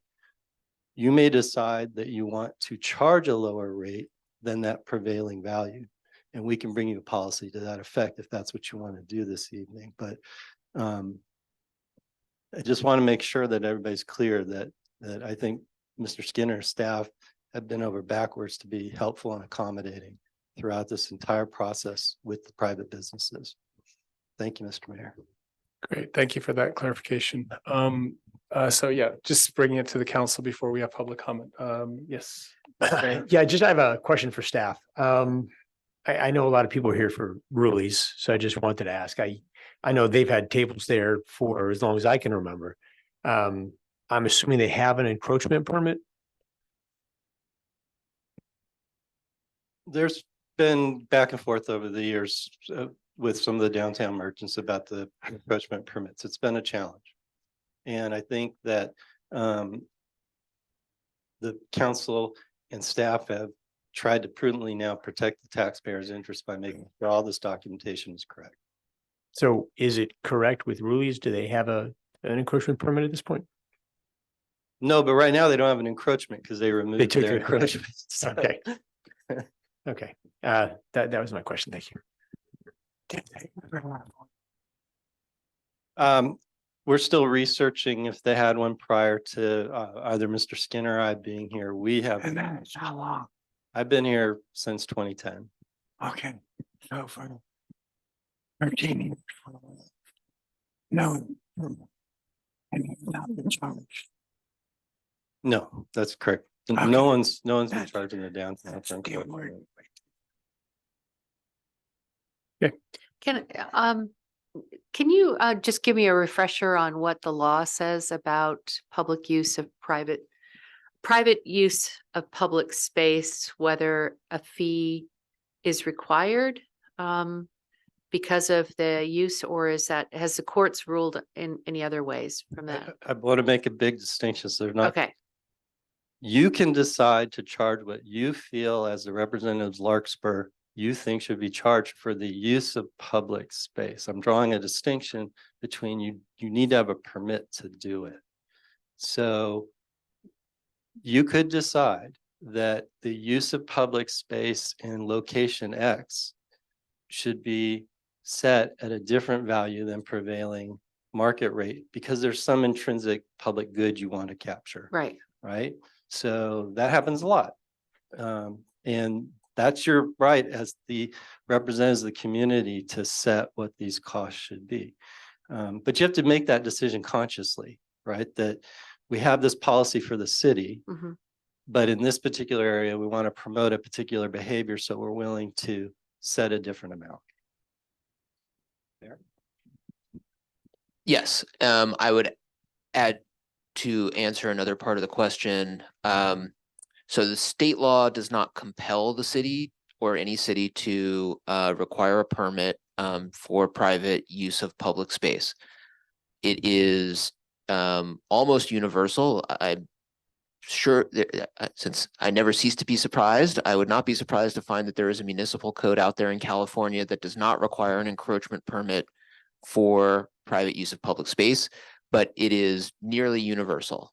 Now, what cities charge for that varies extensively, but the California Constitution does also state that a rental charge for use of public property is not a tax, not subject to voter approval, and therefore something that the city council can set.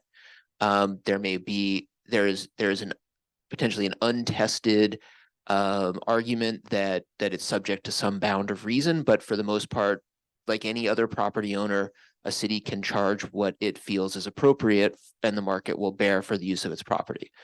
I guess I also just want to add that over my time as city attorney, which is slightly longer than the city manager's tenure here, the city has, when property owners have come to the city and said, I want to make permanent or semi-permanent use of city property as a form of encroachment, the city has not always had a policy about how to calculate that, but has always charged the person making that request for the use of the city's public space in recognition of the loss of public use, the additional liabilities to the city, and the fair market value that is associated with that property that the public is in essence giving up. There may well be a counterbalancing public good associated with that use, but it is ultimately a private use for primarily public benefit. And so some of the charge is related to the loss to the public of the use of that same space. And that is something that has been done several times over my time as city attorney.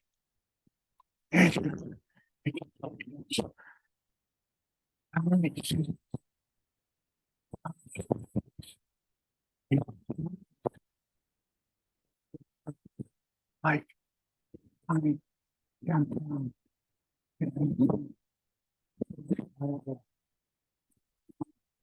I guess. So the common practice with an encroachment permit is that the fee charged goes back into the department that the accounts of the department that maintains whatever was encroached upon. So in most cases, it goes into the public works budget for the purpose of maintaining public property. Right. It doesn't get slated necessarily in Larkspur. We don't get down to, we charge you for this square of sidewalk, so we're going to put it into that square of sidewalk. But it just gets put into the fund to repair things. Okay. So I wonder if the council would indulge me, because Councilmember Way only asked about the legal issue, and there's a much bigger issue than the legal issue, which is the city of Larkspur is a self-insured public entity and belongs to a risk pool. What that means is that the city of Larkspur has to bear the full initial burden of a claim against the city for anything that happens in public spaces. And then if we are subject to larger claims or litigation, it begins to travel up a series of steps where other public entities help bear that risk. And ultimately it could end up in what's called an excess layer insurance pool. And I'm not going to bore everybody with insurance today. I'm going to simplify that as it'll cost the taxpayers of Larkspur if we don't protect ourselves. And I'm sorry, just to follow up on that. If someone gets an encroachment permit, then that property becomes private property for legal purposes. So somebody, slips and falls on a sidewalk, which is part of an encroachment permit, that's no longer the city's issue. Is that correct? It becomes quasi-private, quasi-public. It would depend on the nuance of what happens. So the city can't transfer responsibility for something that was poorly maintained. By the city. By the city. But the activity that's occurring on the private space becomes the responsibility of the private entity, and the taxpayers are no longer bearing any risk for that private activity occurring on public space. So hypothetically, a server is bringing a hot cup of something and spills it on somebody and they get burns and they want to sue somebody. If they have an encroachment permit, it's the entity. And if they don't have an encroachment permit, it's the city. If they don't have an encroachment permit, it's very murky. That particular example, probably a better example that I might use is someone erects some umbrella up in the right, and there's no encroachment permit, and that falls and hits somebody in the head. That probably is going to land on the city. And if they had an encroachment permit, it would land on the business that erected the. Okay, thank you. I hope I don't embarrass you about this, but like, we have a situation right now with another city in the county that is being thrown out of their insurance pool. They have very serious financial difficulties. And this is one of them. Because they were very loose in not charging standard rates for both encroachment permits, rentals, etc. And extremely rare occurrence. We see there is something I've observed over 30 years in this particular city. Like this is not something to be taken lightly, to be told in 6 months you got to be self-insured or get another pool, and that's going to be an horrendous cost to that city to join another pool. So these are very serious financial matters, not to be taken lightly. Okay, thank you. So before we go to public comment, I wanted to kind of restate our path towards this meeting tonight. And again, as Julian pointed out in the timeline, when we first adopted this policy, we were moving to a permanent parklet policy with a lot of concern around parking, aesthetics, and, you know, we had no information about costs, and we've seen how this is rationalized. And I really do want to express my appreciation for staff and their thoroughness. And, you know, and there's been a lot of public comment, which I think has, you know, sort of, you know, it doesn't seem, we can get into that when we get to the public comment next. But what I'm going to invite people coming up to the mic or speaking tonight to do is to help the council make a good decision here. So we're here because we really want to serve the community. And the last, you know, comments made by our city manager and Councilmember Carroll, I think, sit at the top of my mind and most of the council members. This is not about extracting revenue from businesses. And if you do the math, 1,800, if that's what it is for getting 2 spaces for all 4 businesses in the entire year, is about $90,000. That's, you know, that's like buying a hamburger for the Public Works Department. We're not here to make money. But what we really are here is to protect the taxpayer, to make sure we hear your voice, and to find something that's fair and equitable for the other businesses. Because, you know, as I walk up and down Magnolia, there's questions of favoritism and that. We really are, this is not about rules. This is about a policy for the city. So as you know, make your comment tonight, help us decide that, you know, understand that we're here to try to come up with something equitable, something that really protects the taxpayer, covers our liability, and of course makes the downtown vital and the wonderful place that it already is. So with that, invite any speaker to come up to the mic.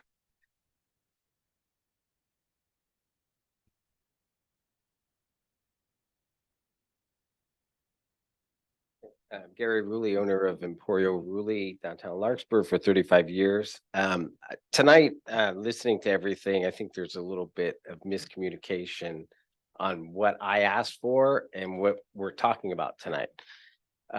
We did go through the whole process of the outdoor parklets. I was in favor of it. The city did a great job on like coming up with all sorts of schematics on what could be done, what couldn't be done.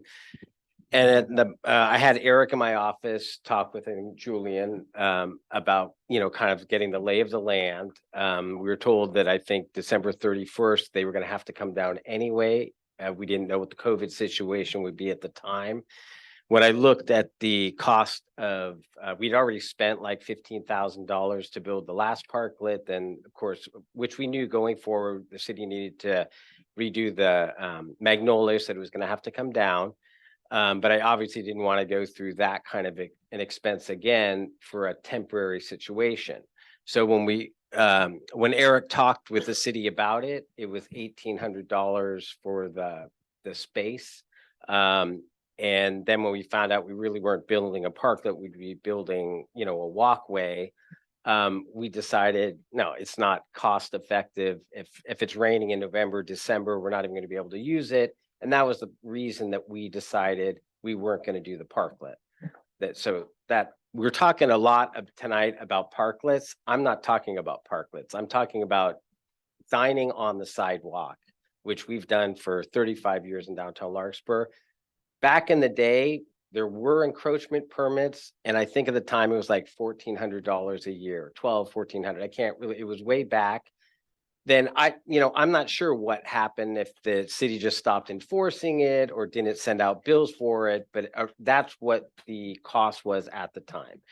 And so when I had Eric talk with the city about this, because he works in the office, I'm in the kitchen all day, so I was letting him kind of handle it, give me the information back and forth.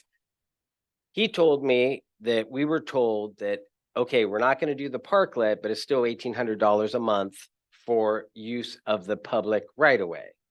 And I said, well, we pay $2,400 a year in the Marina District in San Francisco for more space, more tables than what we have in Larkspur. And I thought it was outrageous and exorbitant. The other thing I think you have to take into consideration, I mean, when you come up with these fees, one, $4 a square foot, which I'm not talking about building a parklet. That may be the price of an indoor facility that is open 365 days a year with plumbing, sewage, power. We're talking about the sidewalk. Whether And then on the other, my other point is, we were one of the few businesses really impacted by this. Because most of the restaurants in downtown Larkspur, the way they're set, they actually have outdoor dining, like Pico, for example, just because of the barrier, how it's set, they have outdoor side dining, and I mean, a lot of it without ever using the sidewalk. Lark Creek, same thing. Left Bank, same thing. But if we talk about cost and right of way, when you have, 200 people a night walking on the sidewalk going to a restaurant, they're creating, I mean, wear and tear on the sidewalk, the use of the parking spaces and everything else. There's also a thing where a restaurant has a check average of about $80 a person, anywhere from $60 to $80 a person. A coffee shop has a check average, or like Mag's Yogurt has a check average of probably $10 a person. So I'm only going off my own experience. I'm not asking, and I've never asked to not pay or to not get an encroachment permit if that's what the city needs also for insurance. I mean, if anybody gets hurt in front of our place, it's happened maybe 3 times. Somebody's fallen down in 36 years. We have insurance. We've taken care of it.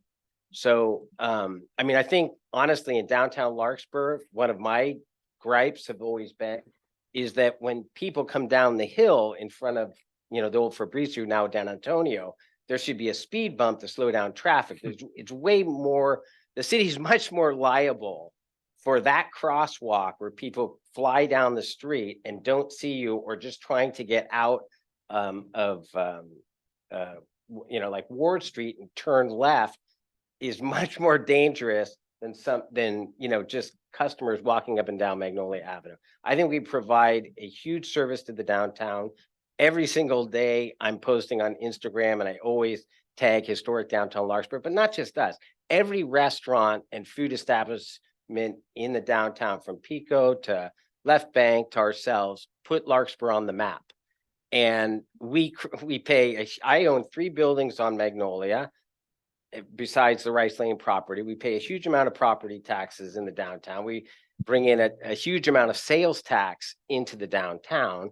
So my only thing when I saw this, and it was stated that the policy was going into effect on November, whatever the date was, Sunday was the last day. And on Sunday, I pulled the chairs in because it's like, I didn't want to be not in compliance with the rules of the city, but it was a protest on my part that these prices, these fees are outrageous.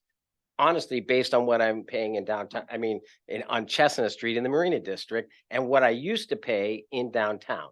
So, I mean, I appreciate, the staff's work and everyone's work, but I just think there probably should have been more outreach. I mean, if I was asking to rebuild the parklet, I understand that. But I had said, we're not going to rebuild the parklet. And we were told it's still going to be $1,800 a month based on the square footage you're using in the downtown. And that's what I found outrageous. And when the policy went into effect on that day, that Sunday, I said, okay, I'm not going to pay it. So I'm not going to leave. I'm not going to put out the tables and chairs. So Gary, can I ask a quick question? And I know we've kind of gone outside of the bound of the 3 minutes, but it's very important to hear what you had to say. Just that last statement. So you had made the decision not to build the parklet, not to use the 3 spaces. Because of the cost. I thought it was Correct, but outrageous. perhaps our public works director can clarify. So, given that, was there a communication on how much it would cost? Because I think the 1,800 that you provided was with those spaces, and it wasn't even going to be 2. It had to be reduced, and that entire right of way. And you showed us the calculation. So what was following? Given that was a no, that was not going to happen. Yeah, so my understanding of the sequence of events was that the request was made for the 3. We responded, it was 2 spaces max, but they could use the whole sidewalk width if they were building the parklet. So it would be the 45 times the 10, and that came out to $1,800. And then there was some gap in the communication, and then I think we were following up and said, do you still want to pursue the permit? We need to get this finalized. And then there was an email that said, Yes, but now we're questioning why we have to pay the fee because we're not doing the bypass anymore. And we said, well, it's based on the square footage. So if you're still going to use that amount of square footage, it would still be 1,800. And then I think there was another follow-up that said, we don't want to send you a letter, but we need to hash this out, or we're going to have to send you a formal letter. So please let us know by the end of the week, I think. And that's probably the Sunday date. And that's when they decided to take the furniture. And then I did talk with Eric on Monday morning and said I'd be more than happy to meet with him. And I told him the 1,800 to me sounded high based on what they had out. And I'd be happy to walk with him and measure out that area. But at that point, the furniture was gone. And that's that was the end of measuring the area and coming up with a different fee. Julian, can I ask a quick question?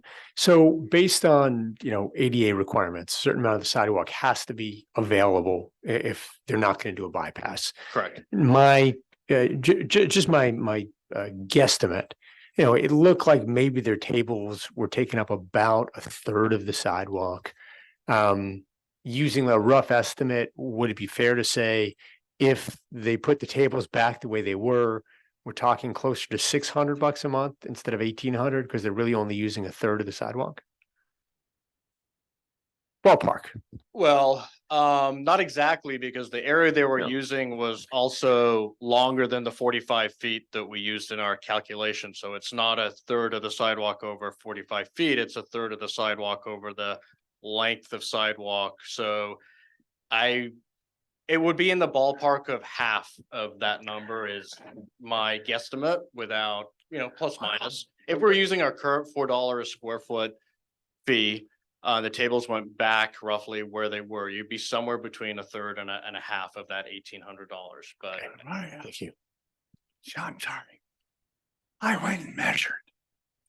And if he's not blocking the two entrance ways, excuse me, it's 150 square feet of 5 feet, 11-foot sidewalk, 6 for ADA.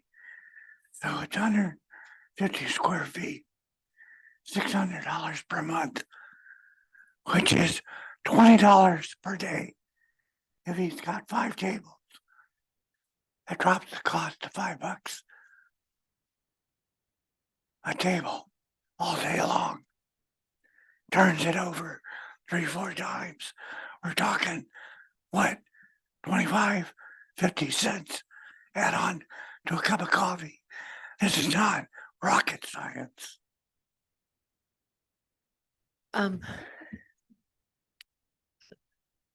Thank you for being here. I really.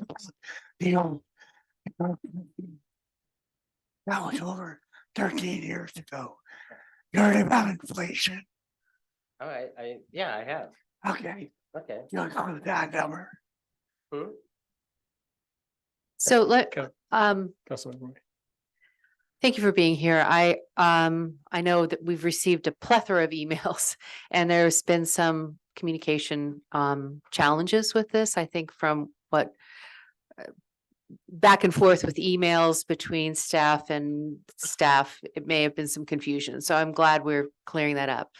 The $1,800 charge, obviously you're not doing the parklets again, so that sort of is tabled because that's not going to be there.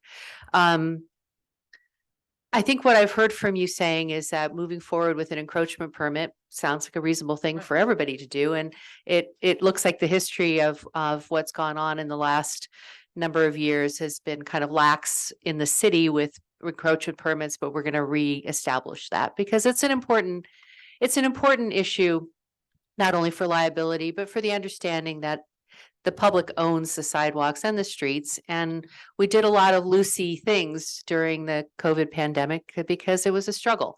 And now we're stepping back and really getting things in order. So I appreciate that we all recognize that getting an encroachment permit's an important part. And I'm sure. Yeah, and I never asked Yeah. for a waiver. I don't want a waiver. I don't think, I didn't hear that. So I'm sure the Public Works Department will work with you on that. I wanted to ask you knowing that a city, in the comparison with many of our peers, are charging a fee for the use of the public space, and we haven't in the past until COVID came along. What do you suspect, what would you assert is a reasonable fee? Well, the one thing this whole discussion we had tonight was based on the parklets. Exactly. Was based on parking spaces, was based on some. And towns that's that gone make- because you're not doing that. No, understood. So Yeah. that's what I'm saying. So I don't think the sidewalk encroachment permit should be at the same pricing as if you're gonna take up, Agreed. Parking. Agreed. spaces. And I think what the public works director was saying, that it's more like $4 a square foot is sort of the average. $4 for me anyway is ridiculous, whether it's a parklet or not, because you're not providing a roof. You're Okay. not providing power, you're not providing any, I mean, you're providing the public right way, but to me, that's one of the reasons you only had one restaurant even go forward with it. It wasn't because they didn't like parklets or they didn't like outside dining. It was cost prohibitive to be able to, Right. to do that for a restaurant, a food business. If you know the business, if you're not in the business, you wouldn't really know how low and tight our margins actually Right. are. I mean, every restaurant, I mean, we've been hit with inflation. I know, We're and in COVID, sanitary yeah. service, the water, everything's gone up. Inflation, yes, but the small businesses have been hit with that inflation. And, so we're, all the small businesses, between the fuel charges and everything that we're getting hit with, it's tight. Right. So when you see, I mean, I think that needed to be maybe talked about with the business community about, okay, we're coming up with a fee schedule, but is this even in the market? I don't think $4 a square foot, even though that's not what we're talking about in my situation for using the sidewalk. I think it's prohibitive. That's why you didn't get it. I mean, I'm telling you, downtown the Marina District, one of the most expensive areas in San Francisco, I paid $2,600 a year for the permit for our outdoor tables. I'm not talking about the parklet. I'm just talking about, Right. the sidewalk, infringing on the sidewalk. So, it used to be 1,200, 1,400. Yeah, that was years ago. I got it, but it's not, we provide a service for, I mean, it's not like it's just Emporio Ruli. It's like our customers are, citizens of Larkspur. They're enjoying dedicated. Their sidewalk, because they paid for it, I paid for it in property taxes and everything else, so. So from what you said, it sounds like 0 would be the appropriate amount. No, I do not say zero. No, but it sounds like no charge. No, I'm not saying no charge. I'm just saying it shouldn't be based, this whole thing tonight that we, that was kind of like the setup of what we're gonna talk about is not what I'm talking about. I'm talking about the sidewalk. Right. Tables and chairs. No, I on get the that. sidewalk. And we have to come up with a reasonable.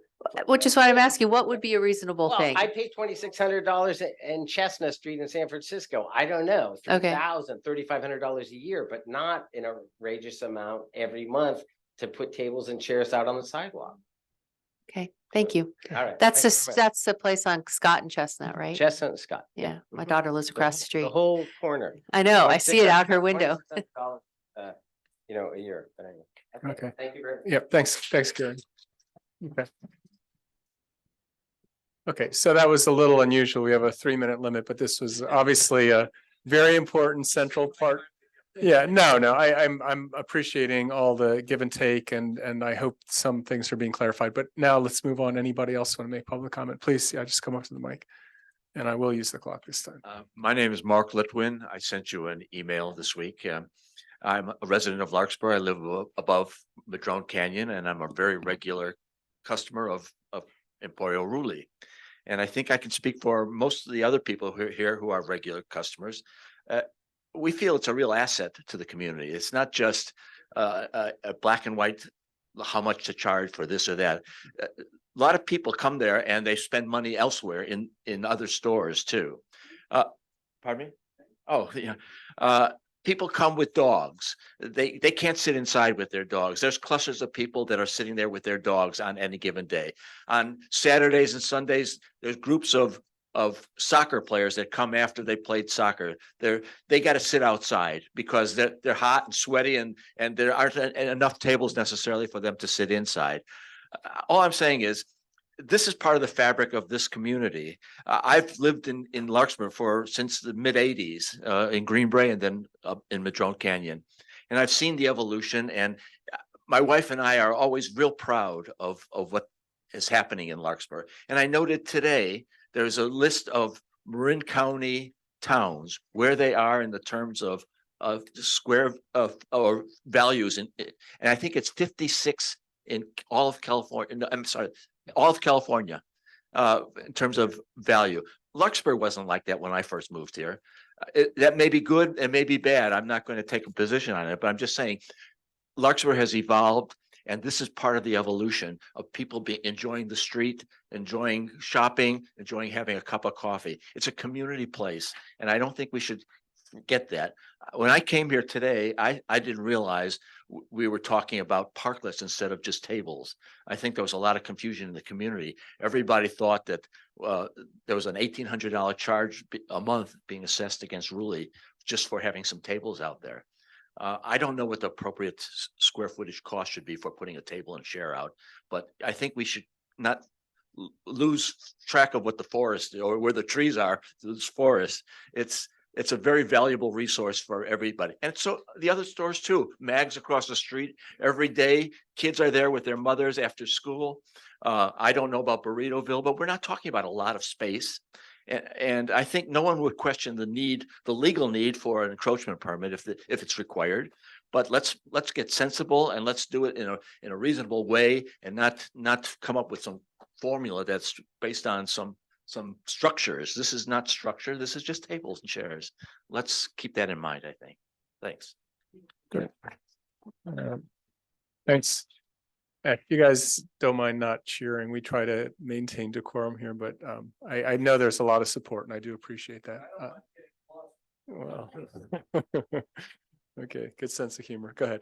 Hello, my name is Nancy Warner and I have been a resident of Larkspur for over 40 years. And hopefully what I have to say will help you make a decision that's feasible and helpful for the merchants and the customers and the city of Larkspur. There are a couple of things that you said that were very important. One is that there is no legal reason to charge an encroachment fee for having tables on the sidewalk. And I thought that was an important thing to mention.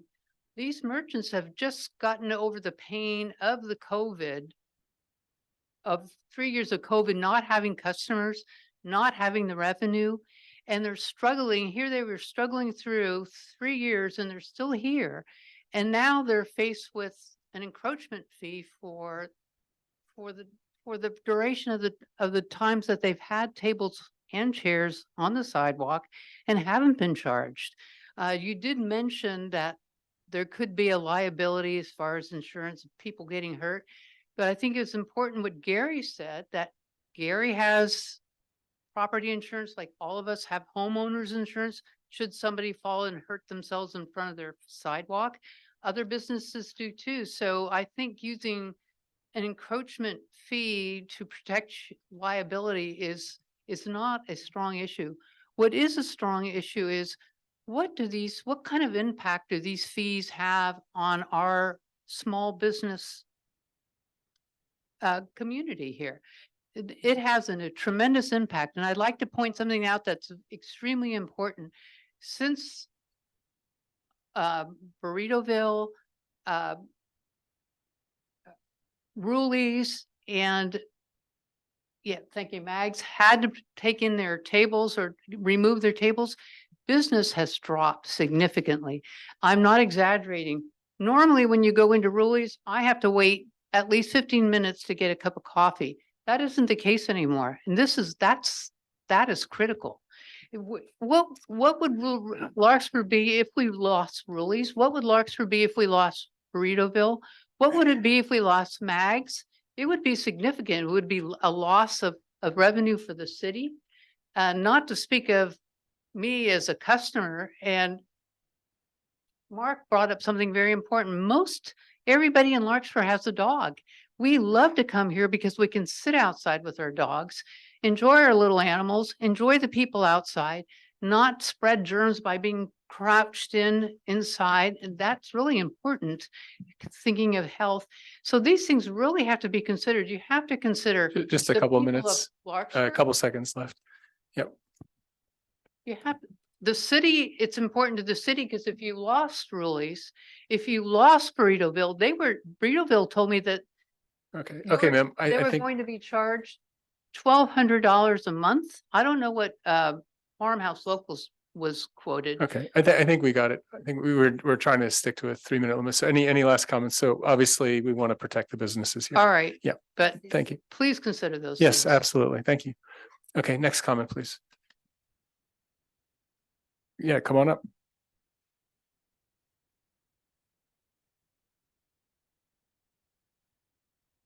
Hello, my name is Cyrus.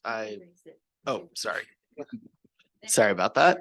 I just want to say I do think that there is some sort of fair solution out there. I just want to make sure everyone is aware of the loss to the community, as other people, as Mark, as Nancy have mentioned, as Gary has mentioned before. I have been going to Raleigh since I've been born, or just downtown Larkspur in general. And it's a lovely sense of community. I know during COVID, for example, when I came back home, it was sitting outside at those tables for me that gave me a sense of, it was the only social activity I had outside of my family. And then even though it's only been, I think, about less than a week that these tables have gone down, it's to me, it feels sad in the sense that I have met a lot of fellow community members that I otherwise would not have. Maybe a simple nod, but when you're sitting there, someone walks by, you see them on a regular basis, a simple nod turns into a hello turns into a how are you turns into so on and so forth. And before you know it, you have new friends. I can count 10 people in the community I personally would never have met if it wasn't for sitting at those tables. And I don't mean to sound ageist or anything, but looking around, I see I'm the only millennial in the room. And for me, this is where I want to live, where I want to have my family. Yes, there's hopefully I travel, but I always want to come back here. I got fortunate that I have my job here. Funny enough, it's across the street from Raleigh. But and I've always enjoyed the street dining during COVID when the parklets come up. I do think it's definitely fair for some sort of fee, but so then that's accessible to everyone. Sitting outside, there was this vibrance that came out in the city, seeing everyone eating, laughing on the street. And it was just, it was great. It made me want to come back. I didn't feel like I had to go all the way to Mill Valley, for example. I spent and that's just one of the charms that makes me want to live and remain part of this community. I can think of a lot of clients who are renovating homes chose Larkspur for that sense of community. They chose to invest, improve property values by renovating homes and whatnot at exorbitant market prices compared to what we've seen in the past, but they still chose this community based on the feel, based on the downtown in particular. And I just want that to be considered into any decision being made. Okay, super. Thank you. Thank you so much for your comment. Okay. All right, next comment, please.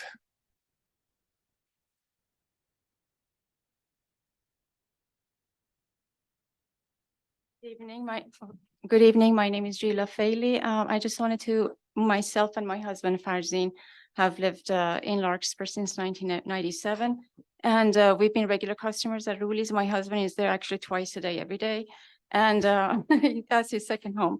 So, and I must say that's one day we came and the table and chairs were gone. And like Cyrus said, it felt really, really sad. It just lost the charm that, we were so used to.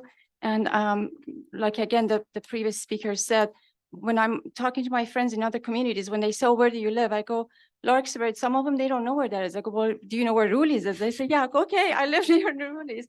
And they know right away because they recognize Ruli's, that's in Larkspur. I really support, and I would ask respectfully that if you would come up with some kind of reasonable fee that is agreeable. And let's keep the charm of Larkspur. And I think it's going to help a lot with all the new people that are joining, all the new families that are coming. Thank you very much. Great. Thank you for your comment. All right. Okay, next comment, please.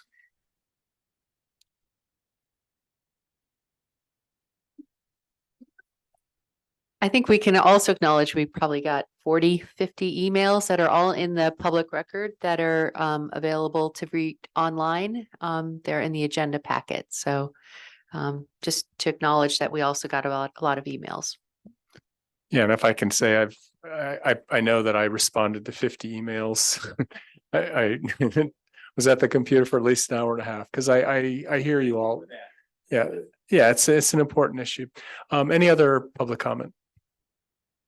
Okay, so if we don't, just to, summarize quickly before, ask my fellow council members for any last thoughts. I think, there hasn't been any dispute about what the city needs as far as liability, encroachment permit coverage. I mean, that, and it also sounds like the fee is, as I said earlier, if you add up all the possibilities, it's not something that we're making money on. And I personally can say I value the Lark and Rulies and, Pico's and all those restaurants, and they're a huge part of the character of this town and something that my family, all of us appreciate.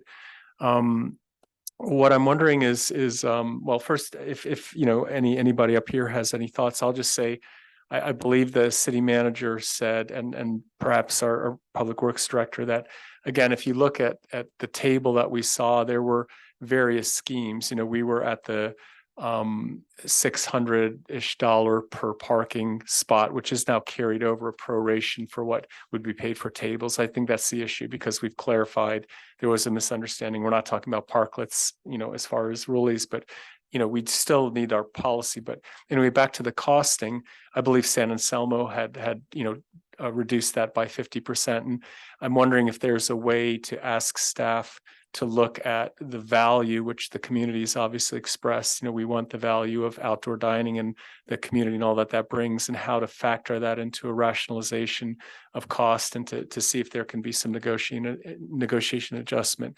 And again, I maybe an answer to that, and then see if other council members have thoughts where they want to go with this. Okay, well, let me get my question in if you're going to do a long dissertation. To Public Works Director Julian Skinner, the $1,800 is parklets, and we're putting that aside because we're not talking about parklets. We're talking about. Well, no, so. Yeah, but we gotta make sure Yeah. we don't say that. Okay, The $1,800 is 450 square feet of public space. okay, That was what was requested. That was what was requested, use of 450 square feet. And that was the estimate that was provided. That's how you get to $1,800. okay, The parklets it's starting to obscure the Yeah. base issue, right? right. The fee is $4 a square foot because the prevailing rent in the downtown is currently $4 a square foot. That's what the policy says to figure out. Okay, so I led that question incorrectly. What I wanted to ask was, you didn't, the measuring of the actual seated area on the sidewalk has not been completed because the chairs, It never occurred. it never occurred.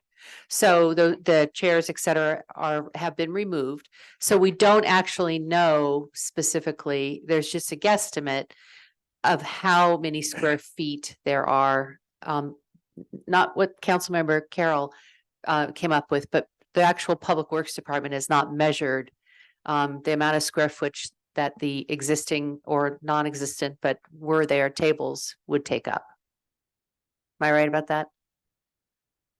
We have not measured. I've looked at Google Maps, depending on what year you look at, there's different configurations of the tables.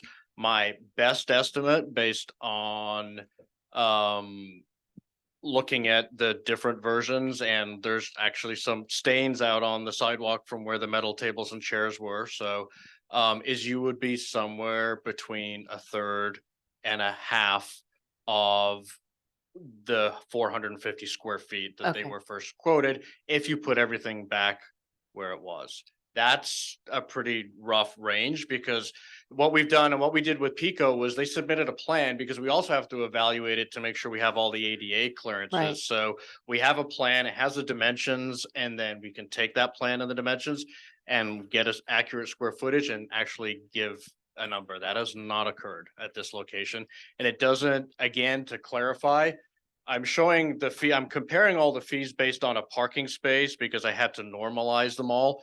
These are fees for private use of the public right of way. Doesn't matter whether it's a parklet, or tables and chairs, or tables and chairs on the street, tables and chairs on the sidewalk. All of these other agencies that have policies for dining in the public right of way have set a dollar figure per square feet of the public space. A lot of them are parklets, but they don't have to be to qualify. The one difference that I will point out on here, the only agency I've found that distinguishes between the two is Walnut Creek has a separate fee for tables on sidewalk and parklet on sidewalk, and that is shown in the table. All of the others, it's a fee per square foot. However you use it for dining, you pay a fee per square foot. And for this comparison, I use Walnut Creek's table on sidewalk and not their parklet number. So Julian, if we're reading that correctly, Walnut Creek has concluded that just using the sidewalk is valued at a quarter of what the use of a park. Correct. Walnut Creek's number is exactly the same as ours for the parklet, but they discounted that to 25% of that value for just tables and chairs on the sidewalk. Yeah. So if you wanted some guidance from another agency, there you have it, Mr. Mayor.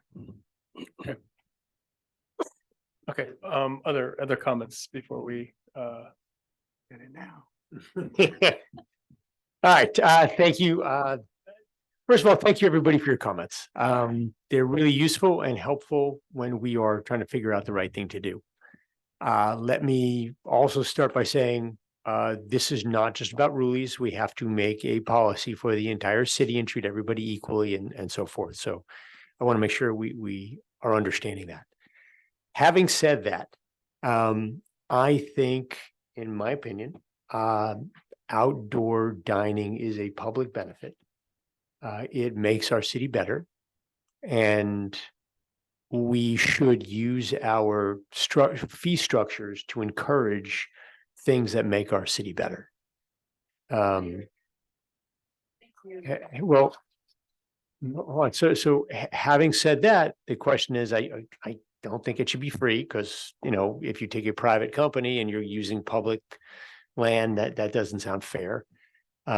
So I would probably throw out there what I'm thinking is about a third of what it would be. So, you know, if we're talking, well, if we're talking $4 a square foot, maybe $1.50, you know, is probably what I'm thinking is fair. But again, I'm open to discussion, and if staff thinks I'm off base, just let me know and we'll figure it out.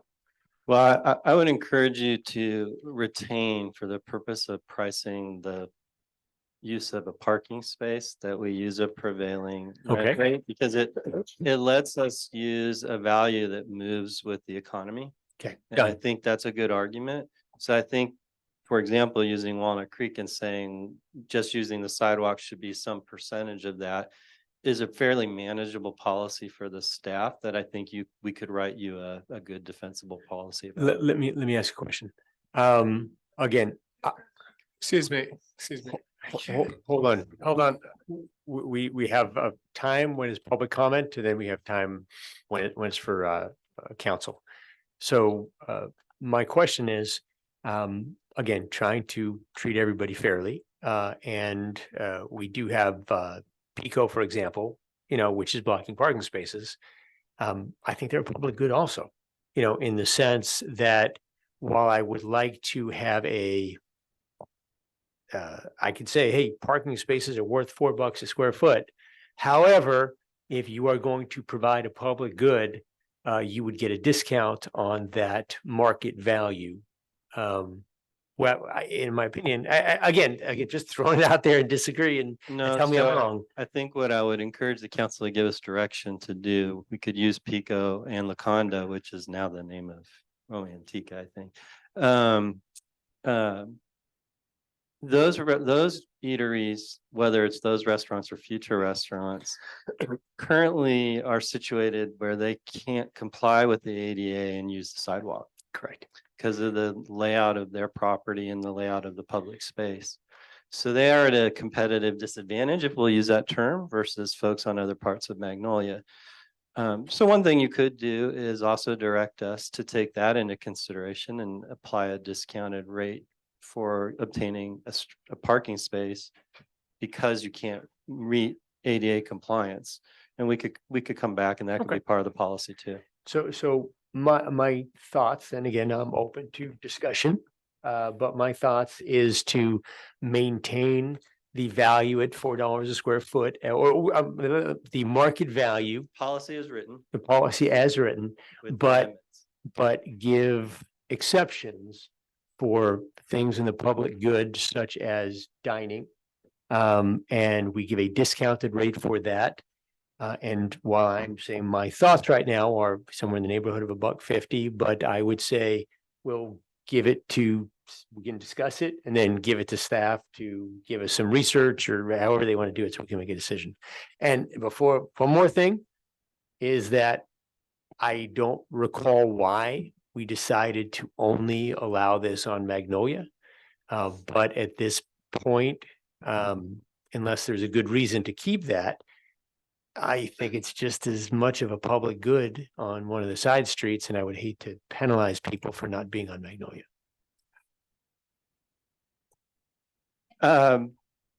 We can bring that back to you too. I think there was concern about safety and sight lines on some of the side streets that had been raised. And with the pandemic ebbing, some of the encroachments into the right of way that were allowed during the pandemic on some of the side streets. I think the council was concerned whether those were appropriate going forward, but it's your policy, so you can always revisit it. Well, what I would throw out there is I would maybe suggest not having a blanket policy, limiting it to just Magnolia and having it maybe a case by case basis. If somebody wants to have something on the sidewalk and there's a legitimate reason not to, because it's not safe, there's not safe sight lines, so be it. I don't want to, have a car plowing into a bunch of tables, on a sidewalk. But if there is no reason for that specific site that would make it unsafe, I wouldn't want to penalize somebody just because they're not on Magnolia.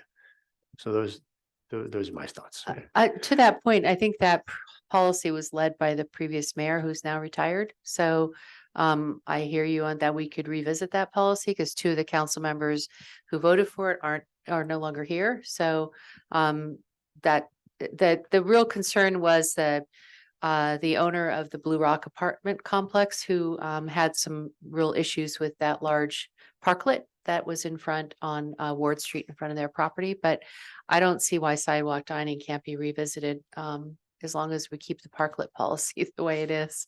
Because I think we hammered out the parklet policy by way of the Heritage Board, et cetera, for our historic downtown. But sidewalk dining is a different thing. So I like your idea, Scott. I like the idea of that discount for the public use because these are very valuable businesses to our community. We have to, though, be fiduciaries to the public's taxpayer dollars, and the use of a private entity using public space does have a value attached to it. So I would even go $1. I think a nominal fee would be reasonable to recoup, to show that we are actually attentive to the needs of the public in their use of their right of way being infringed upon by a public entity. But I think that example of our downtown being vibrant and being necessary to have a large, robust community place, it has a value to it also. I also think that we really do need to engage in a systematic way of getting encroachment permits so that they are officially done. And hearing from Mr. Ruley tonight, that's definitely a thing that needs to be done. And I'd like to encourage that we engage with that encroachment permit policy more robustly. So that's where I am now. One issue I'd like to see included is also how other cities are ending retail merchants selling on sidewalk tables. I've seen it in Fifth Street and San Rafael. Sometimes it looks good, sometimes not. I think more merchants are reluctant now because of particularly San Rafael, street people and crab robberies and running. I don't think that'll happen in Larkspur, but that is an issue of how restaurants are one thing, but somebody selling merchandise on the street can be tacky, quite honestly. So I would like to hear more input, because I don't think we should just necessarily restrict it to restaurants. I think all merchants, if they desire. But how you would set standards for that, I've got no clue. That's your job. The other thing that I'm very upset about is why we're here. There was no need for this.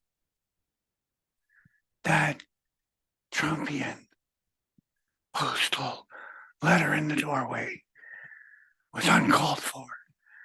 And to me, extremely disrespectful to our staff. I've heard all of the testimony about we were not at any final decision point yet. We were still negotiating. And for you to post that was, to me, unforgivable. And I'll tell you why. Hang on. I'm talking now. My biggest concern is the long-term damage you've done to our city's economic development. We have the empty Vaughn's place. We have undeveloped and empty spaces at Bed Bath & Beyond, Marin Buick, Baxty's, Old Haven, and a lot of other, the old Corbett's, what's not going to be left, and a lot of other smaller commercial spaces that Larkspur Mart, Bon Air, and scattered throughout the community. It makes us sound, your letter made us sound like idiots, quite frankly, and our staff difficult to work with when obviously they're not. This could affect Larkspur's economic recovery and growth for years. The initial decision on potential investment by real estate people and shop owners and restaurant owners is no longer done in person. Their first impression is what is online. What can they find on the internet about a community's attitude towards this business? And what you got were a major article in the IJ and the Chronicle criticizing and making us look like idiots. Not to mention all the social media comment. I really am scared as to how many people will read that stuff and just not even come and visit or take a look at our community. And all you had to do was sit down and give him numbers. That's all he asked for. And he would have given you a number. I have a lot more, but I'll leave it there. All right. Okay, so bringing it back. No, we're not doing public comment. Right. Letter. Letter. That was addressed to. Okay, let's move forward. So we were coming to a point of giving staff direction here. And what I think I picked up loud and clear is that we all understand the need for the encroachment permit, the liability coverage. I think Councilmember Candell and Way, both expressed a possibility, well, asking staff to come back with a revised fee schedule, which can take into account community value.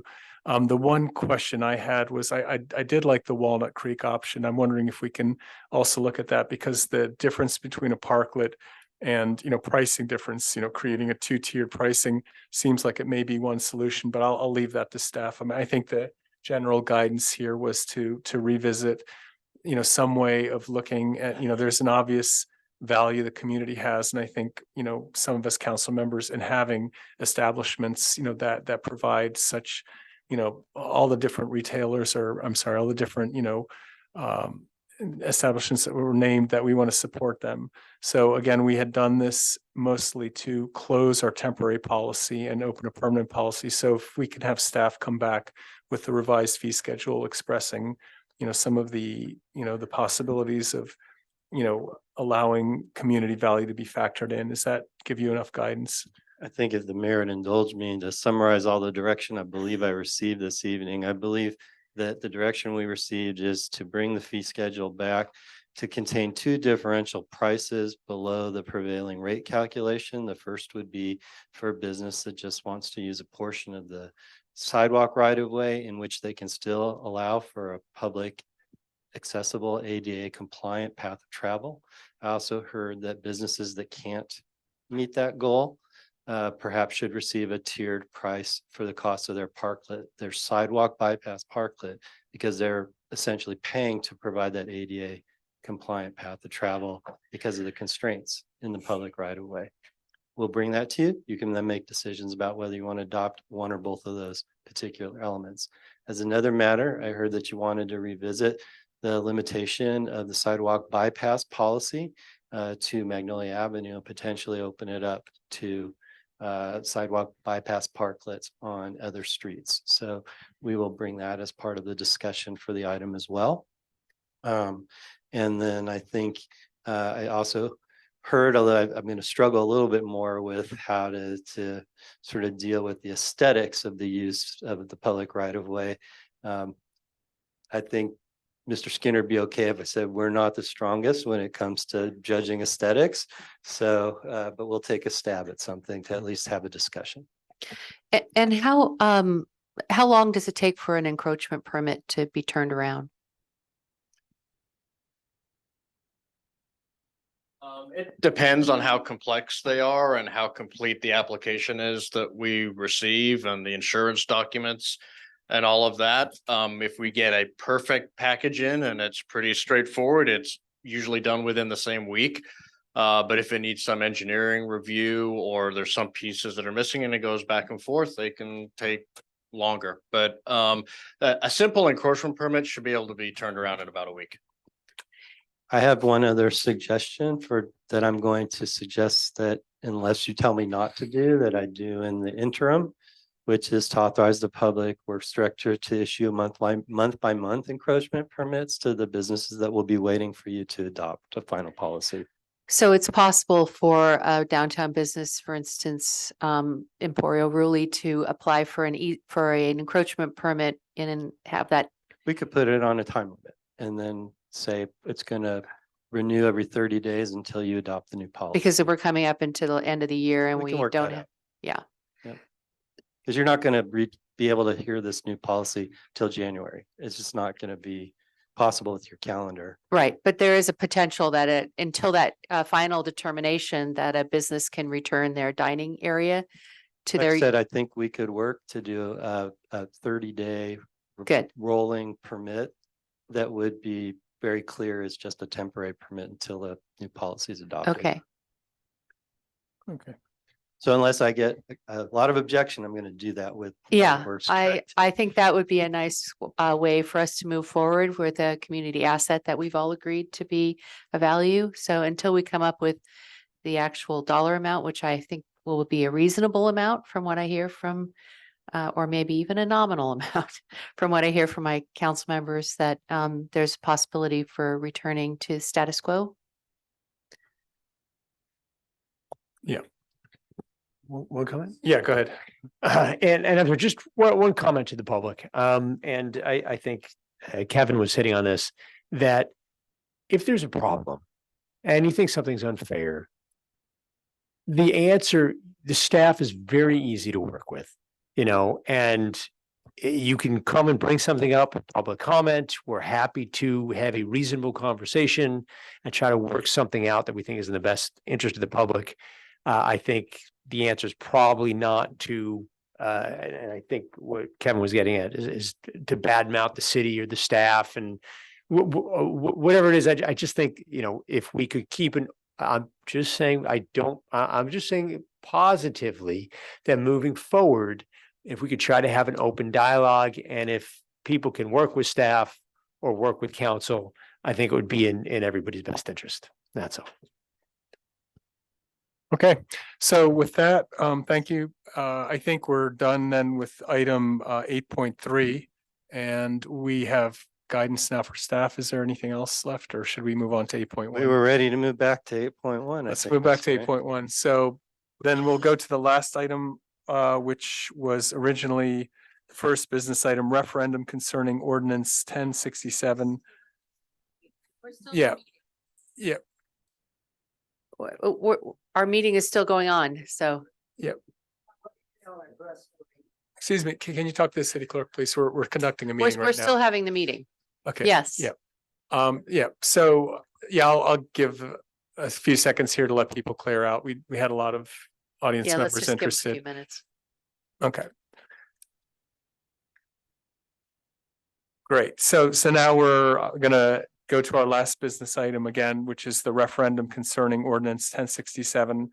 That's adopt a resolution calling and giving notice of a special election on March 5th, 2024 for the purpose of submitting our ordinance 1067 regarding rent stabilization to qualified voters of the city in response to qualified referendum petition. So if we can just get a quick report on that. I will absolutely keep this brief. As City Council knows, after an extensive period of work, you adopted an ordinance number 1067 on September 6th, which implemented a rent stabilization program and set of regulations. On September 28th, the city received a referendum petition for that and submitted that to the county for review. On October 26th, the city received back from the county a certificate stating that there were a sufficient number of valid signatures to trigger either a referendum election or the requirement that the city council repeal the ordinance. At your last regular meeting, you took up that issue and decided to put the ordinance before the voters. So we've brought back to you a resolution tonight that would set the matter for an election at the March 5th, 2024 election. The resolution is pretty straightforward, setting of ballot measure for the election. It includes, I think, a fairly straightforward statement of the question that will appear on the ballot, sets forth the regulations, some of the local regulations, including the schedule for submission of arguments for and against, and for me to prepare an impartial analysis. I guess I should call out that the dates for the arguments and rebuttal arguments differ slightly from the county's deadlines, but that's only because of the city's schedule relative to the county's. So I would, for anybody who is watching the meeting this evening and is interested in submitting an argument, I would highly recommend that you look at the resolution to check the deadlines for the submission of those. With that, I'm happy to take any questions from council. Okay, any questions for our city attorney? It's a long time. Yeah. Someday with AI. How much conversation we've had on this issue. I move that we adopt. Okay, so I guess. Second. Great. I was just wondering if we were supposed to take public comment yeah. before. Oh, sorry. Yeah, Yes. so let me open up before we jump the gun to any members of the public want to comment on issue 8.1 are putting 1067 on the ballot. Nope. Okay, well then bring it back. And I think we had a motion. Do we have a second? Catherine, second. Yes, I second. That's Okay. kind of what I've been pushing for all along. Okay, roll call. Yes.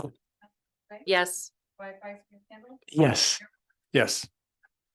Okay, so that's unanimous. And that brings us to our last item, which is adjournment. So we will have a regular meeting on December 6th. Mr. Mayor. Yes. Although you're going to adjourn to December 6th, I would like to state to encourage the public to monitor our website. The date may be subject to change. We often adjust our December calendar, recognizing that a lot of folks go on vacations. Okay, yeah, so thanks for that comment. So rather than saying definitively, we're going to meet on the 6th, that's the plan tonight, but please stay tuned. Everything's on cityoflarkspur.org. Okay, so have a good night and we'll see you in December.